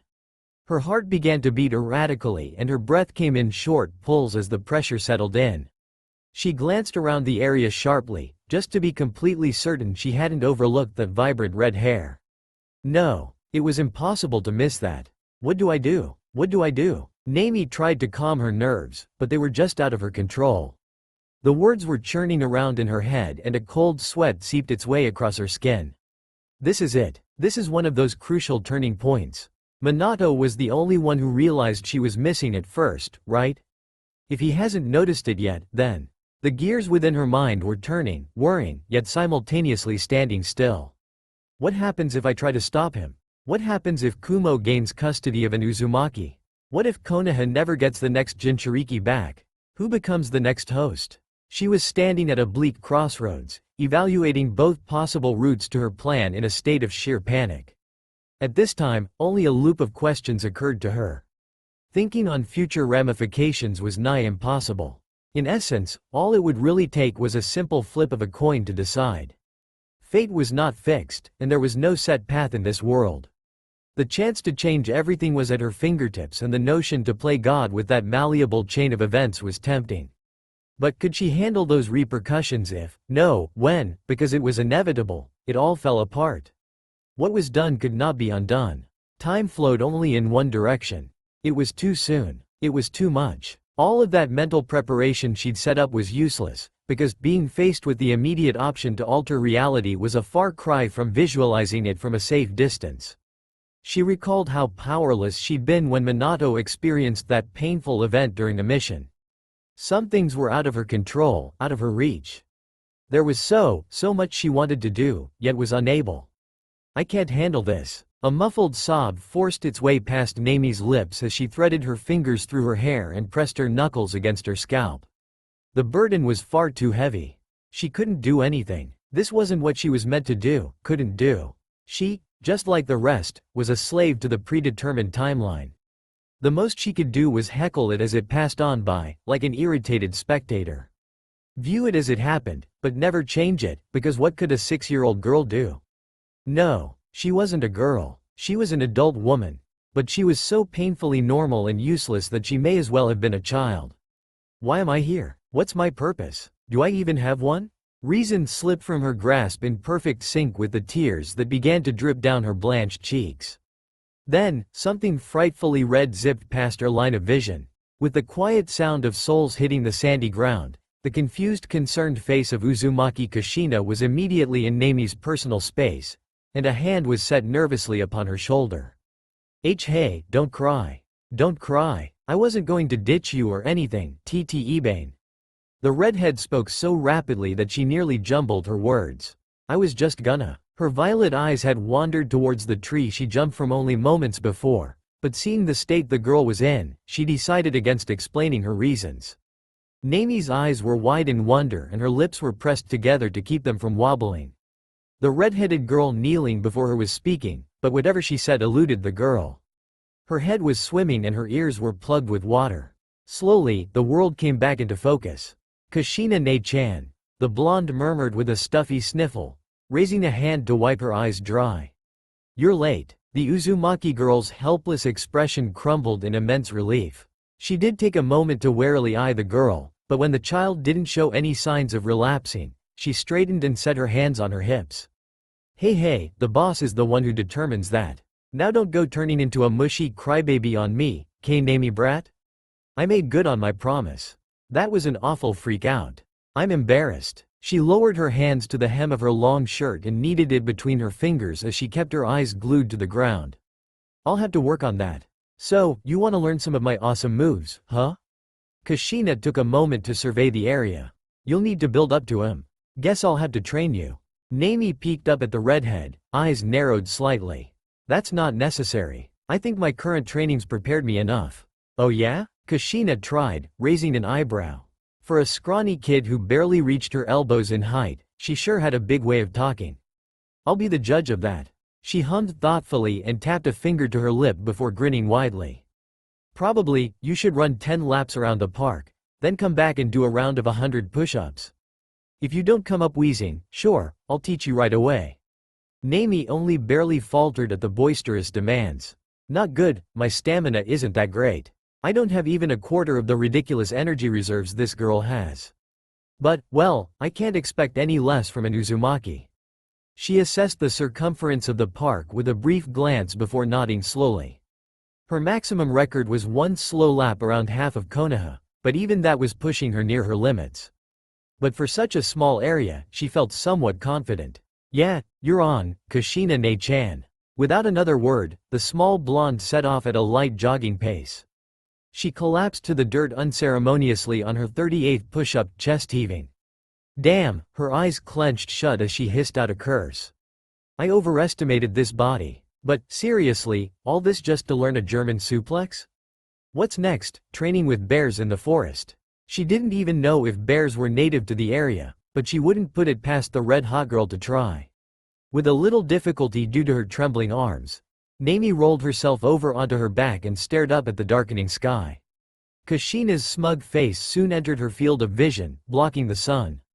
That's what I thought. Naomi would have scoffed at the older girl's gloating, but barely had the strength to manage a scowl. Then, a hand was extended to her prone form. Come on, you can still stand, right? Almost idly, the blonde accepted Kushina's hand.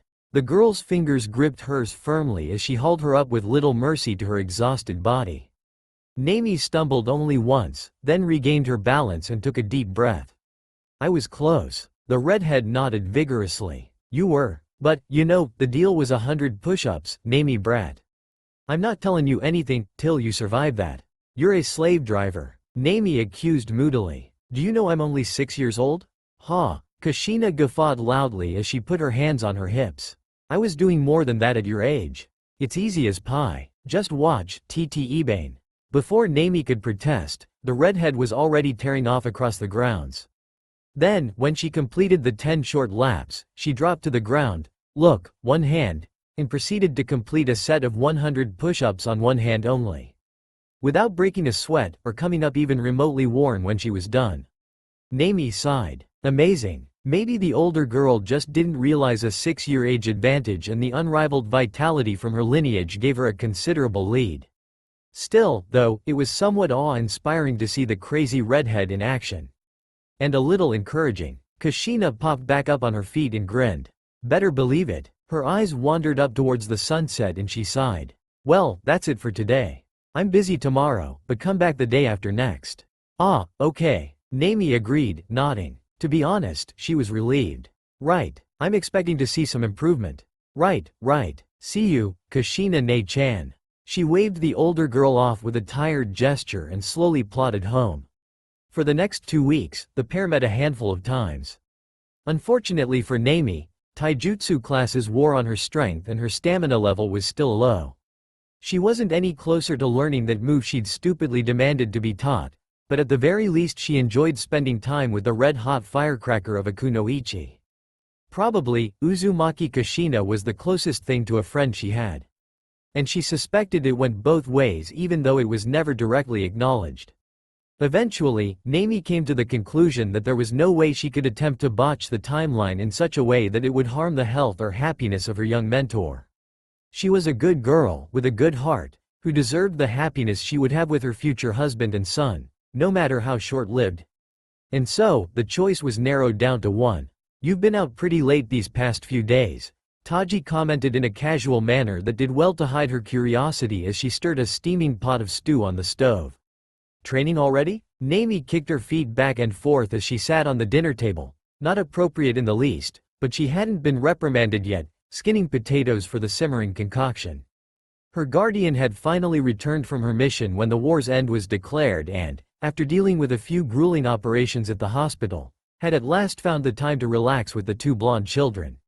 For the calm way the older woman behaved, no one could guess that she'd seen frenzied war zones and plenty of mortally wounded comrades, and enemies alike, give up the ghost right before her eyes. But, Naomi supposed, perhaps that was what several years as a medic nin and Anbu training did to a person. Taji was likely long desensitized towards death, hiding away whatever pain and sorrow she felt beneath a placid mask. Obviously the effort of a great deal of psychological conditioning. MMHM. The girl nodded. Taijutsu, she clarified. Well, it's not a lie. That Kushina's really putting me through the ringer. And I used to think Minato's training regimen was tough. Oh? Just be sure not to push yourself too hard. Your body is still growing. The woman advised, pausing her current task to cast the girl a concerned glance. I know, Taji-san. I'm careful. She missed the expression completely, eyes still focused on the vegetables as she mused, except for that time Kushina threw me. I thought for sure I broke something. The brunette's lips twitched curiously as she took a few extra moments to observe the busy girl. For a kid, she was considerably straight-laced and serious. Aside from her appearance and childish haircut, she'd had a field day when she laid eyes on those bangs, and did her best to even them up, but no amount of help besides just patiently waiting for them to grow out would do her any good. She sometimes behaved like an adult. At times, the times she didn't simply brush off or consciously overlook the odd idiosyncrasies, it was a little jarring. So, how are classes going? A soft smile replaced her previous, worried frown. Nami's lips mirrored the smile when she caught her guardian's eye. Everything but the special kunoichi class is pretty easy, hee. Her mouth twisted into a pout. I just can't for the life of me keep all of the different plants and flowers straight. Oh, right, they start your kunoichi classes this soon, don't they? She turned away from the stove and scratched at the loose, messy bun on her head thoughtfully. I have a few field guides I can let you borrow. The notes are pretty extensive. You know, it's a necessity for medics to be acquainted with all sorts of herbs and flowers. Taji was a veritable well of information. Nami didn't know where all of her scrolls, texts and guides came from, since the small room she kept in their apartment was only stocked with basic necessities, but her own living quarters must have been filled to the brim with useful reading materials. Minato must have gotten a considerable portion of his own handbooks from her as well. Then I guess that's not on my list of possible future careers. Nami shrugged. Taji chuckled and opened her mouth to shoot back a reply, but postponed this when Minato ambled through the kitchen doorway with a wide yawn. Morning, sleepyhead, the woman hummed, eyeing the boy's messier than usual mop of spiky hair with the intent to attack it with a comb as soon as she was given the opportunity. It was really no surprise that he was no good at handling his own hair, given how he'd unintentionally butchered his sister's. Sleep well, brother? The blonde girl added as soon as her sibling settled into one of the seats at the table. His team, with Ginta's spot filled by a fellow genin, returned from a long mission earlier that day and he'd been snoozing ever since. Probably, the smell of dinner woke him. He scratched at the bandage plastered across his right cheek. I did, but I didn't mean to sleep so late. Taji waved a dismissive hand. Restoring your energy is important, it's fine. But, since you're up and well rested now, why don't you peel those carrots? For a moment, still caught up in a sleepy stupor, he looked as if he wanted to protest. I'll help, Nami chirped as she shaved the last bit of skin from the potato in her hand.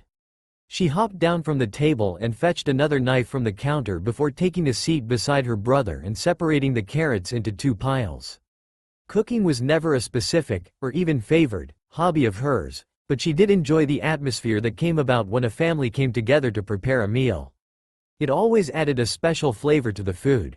When Taji was away, the two children sustained themselves with mediocre takeout or subpar lukewarm leftovers, so home-cooked meals were a welcome change. Nami watched Minato from the corner of her eye, surveying his current condition and debating whether or not she should ask him for an after-dinner practice session. It had been quite a few days since their last match, and even though family mealtime togetherness was nice, she found that training was the best way to bond with her sibling. Rather, training was her favored method of bonding with anybody.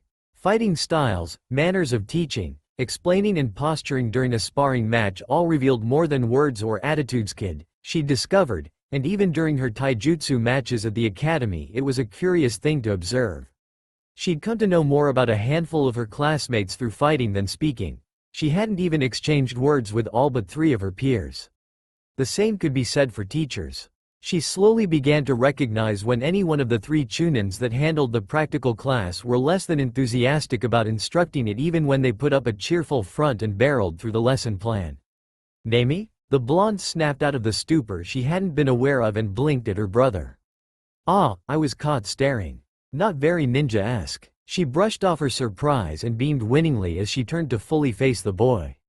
Hey, brother, will you train with me after we eat? Pretty please? Minato's eyebrows knitted together as he regarded the girl's sunny grin with some exasperation.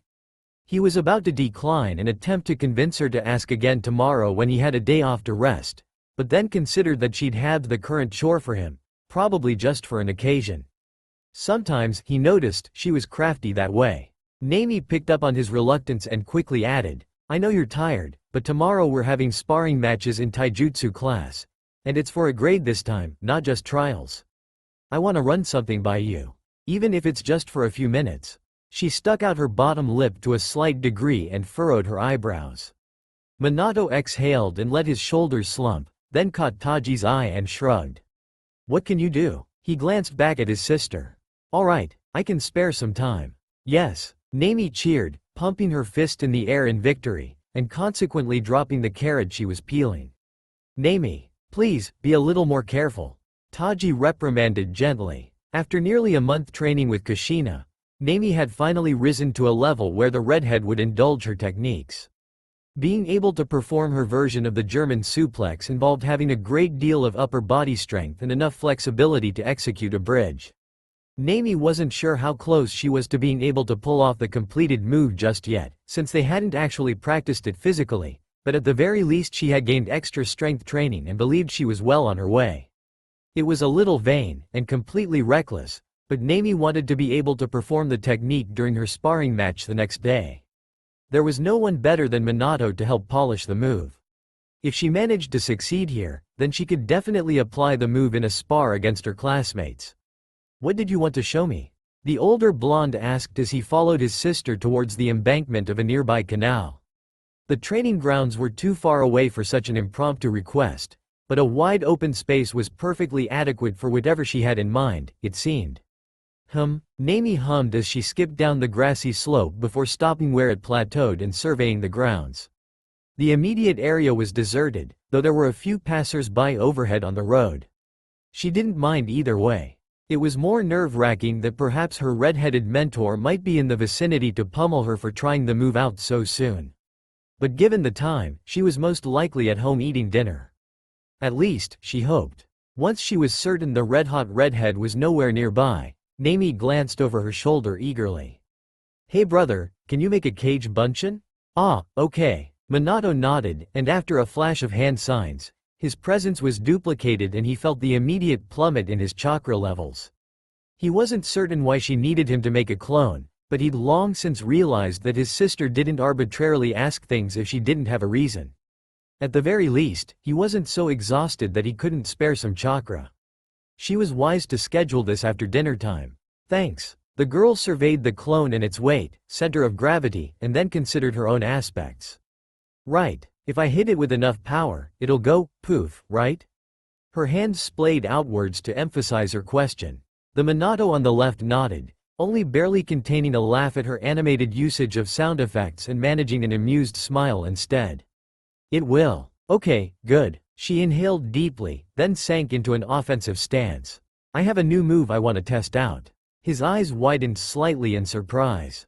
This was a first. Any rules? Nami pursed her lips and evaluated the strength difference between her and her brother compared to the difference between her and Kushina. Then, she briefly considered the difference between her and her classmates. Taijutsu. Fight me with an age-appropriate strength level. In other words, hold back. There were definitely no students at the academy with her brother's current skill level, herself included, so it was a reasonable handicap. The older blonde glanced at his shadow clone, which nodded. Alright, ready when you are, Nami. She'd requested this training method only once before after learning he could perform it, in order to test the strength of her hits. She wasn't able to dispel the technique with her own attack power then, but it seemed she was reasonably confident this time around. He hung back as his clone approached the girl and adopted his own stance. Start. The girl launched forwards and ducked beneath the clone's strike, then carefully angled herself away from the reach of the kick he followed up with. TCH, she hissed, gritting her teeth as his heel scarcely missed her. It's hard to get close enough, as I thought. But if I time it right, the payoff should be worth it. She blocked an oncoming punch with her forearm and countered by kicking at his legs in an attempt to knock him off balance. If she timed it right and created an opening, she would be able to swing around the clone and seize him from behind to execute the technique. As long as she caught him off guard and he didn't counterbalance her weight, she could gain leverage and overthrow him. This type of technique was mind over matter with attentiveness to her body weight and positioning, similar to what Minato had taught her in regards to defense techniques.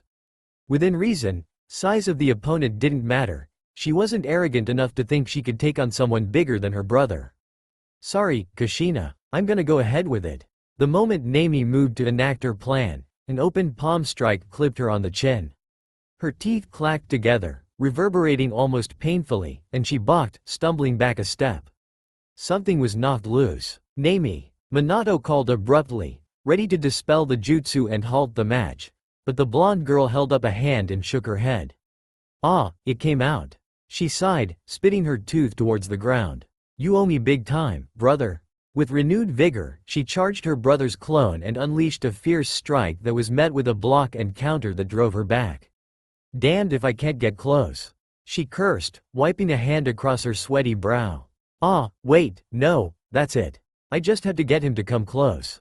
With a light smirk, Nami went on the defensive, leaving a few intentional openings, and awaited the clone's next attack. Without a wasted moment, Minato clone charged and aimed another open palm strike where her guard was weak. Nami dodged the strike and, while the clone was caught in his forward momentum, quickly stepped around him and locked her arms around his torso, pulling flush against his back. Then, with a loud cry, she threw all of her weight backwards while arcing her body into a bridge, imitating the suplex she'd seen Kushina perform. I can do this. It's working. She cheered internally when his feet left the ground and the weight she was holding onto increased. Only, midway through the move, she realized the weight was too much. Her bridge collapsed and, with a surprised squawk, she began to crumple beneath the heaviness she'd underestimated. Uh-oh. Minato recognized that technique. He'd witnessed a certain redhead executing it during their academy days. For Nami to have picked it up somewhere couldn't have been a coincidence. Somewhere along the way, she must have run into Uzumaki Kushina. But at the moment, that was the least of his worries. Nami. Before any damage could be done, Minato dispelled the jutsu and instead of crushing weight, Nami's small body was surrounded only in smoke when her back smacked into the dry grass. Ow, the girl hissed, grimacing at the blonde that was hovering over her with a concern, and was that irritation? Thanks, that could have been bad. She grumbled, rubbing the back of her head. I guess Kushina was right to train me up before letting me try this. Being a kid sucks. Geez, just what were you thinking? Minato sighed as he helped his sibling sit up. Did you hit your head? Nami winced at the barely perceptible sharpness in his tone as he carefully checked her over for injuries like a startled mother hen. He was definitely upset. No, I'm fine. Just surprised, and a little embarrassed. She admitted, grinning meekly. That was reckless. He admonished with a frown. Her grin dropped. But it's a really cool move, brother. Cool or not, next time you're going to give me a detailed explanation before you try out that, or any new moves again.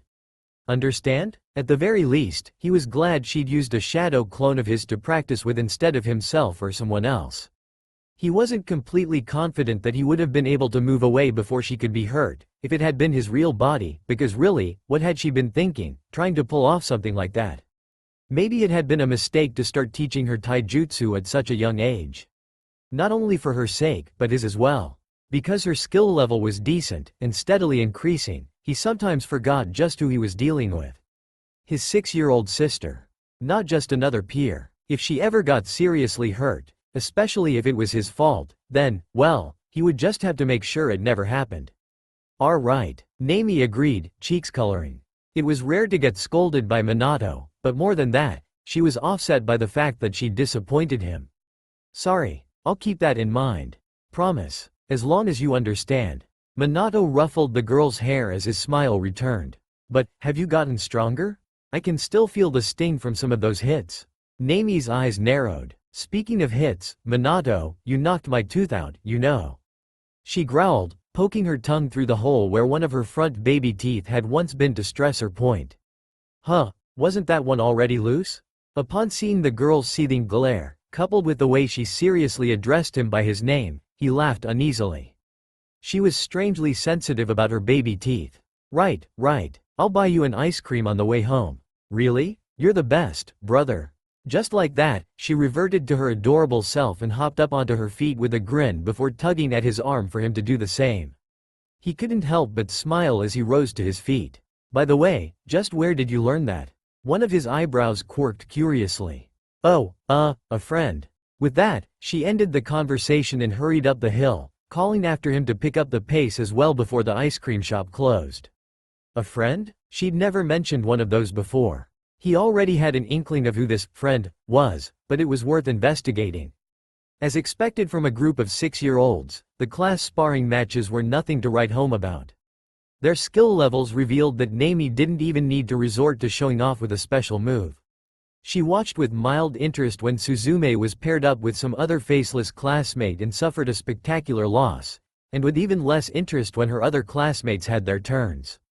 It was a mixed bag. Some were decently skilled, and some were incredibly poor with hand-to-hand combat and struck blindly despite their lessons.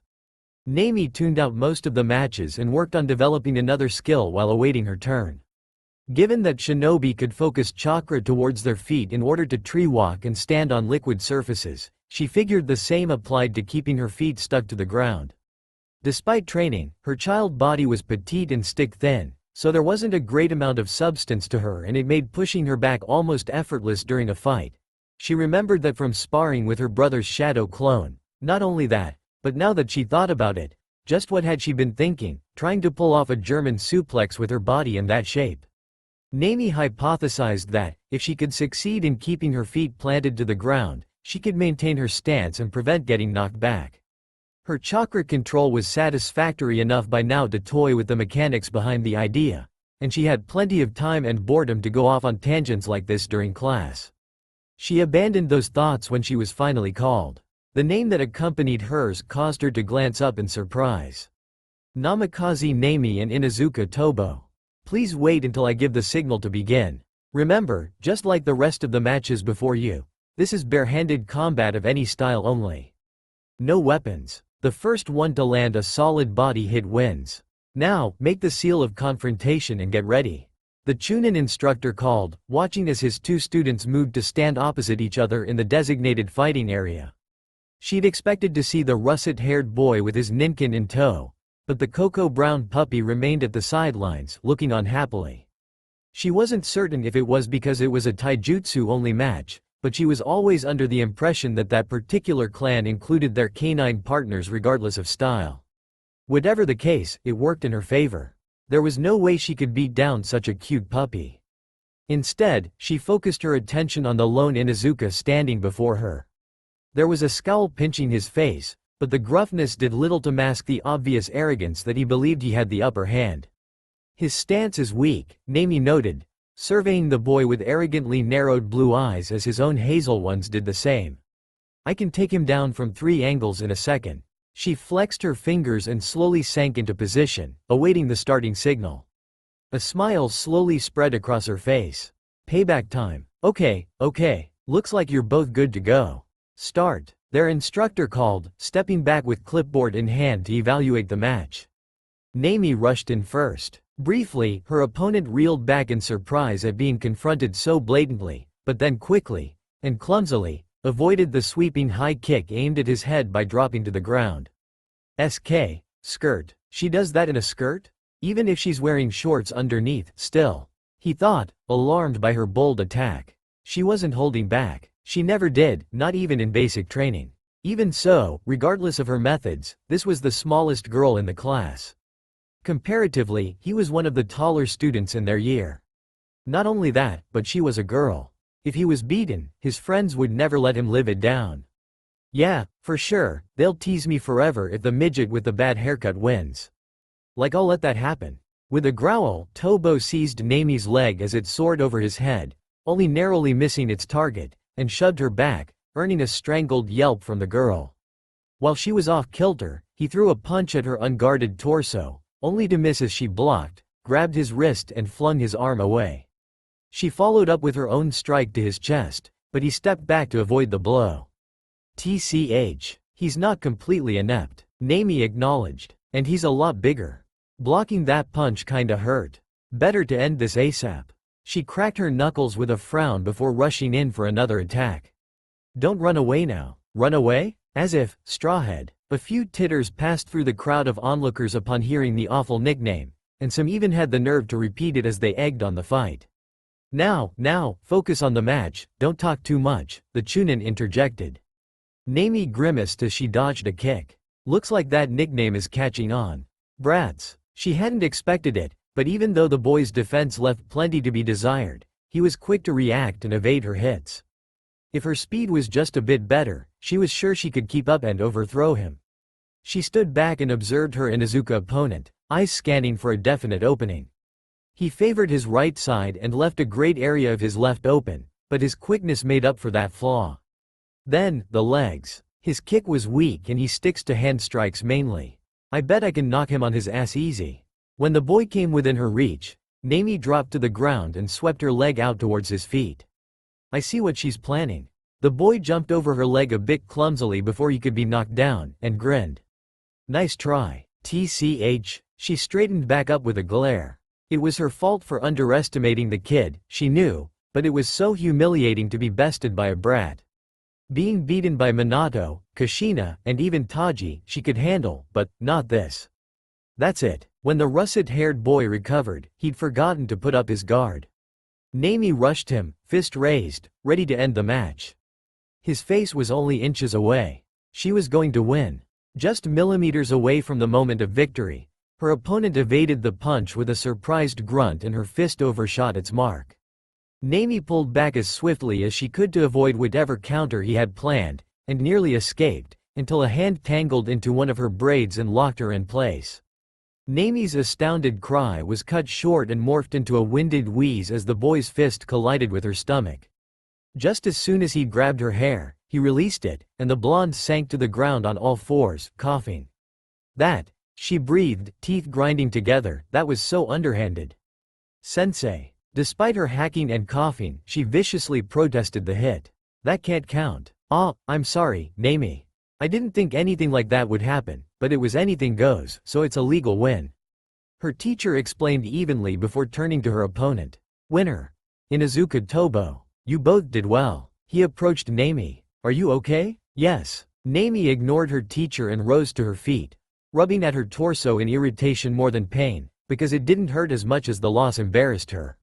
She roughly bumped her shoulder into the Inuzuka boys as she passed by him and hissed, "You punch like a baby," before retreating to the school building and further ignoring her teacher's calls. How stupid. I should have tried out Kushina's move again after all. That's all for now. If you enjoy, then please like, share and do comments.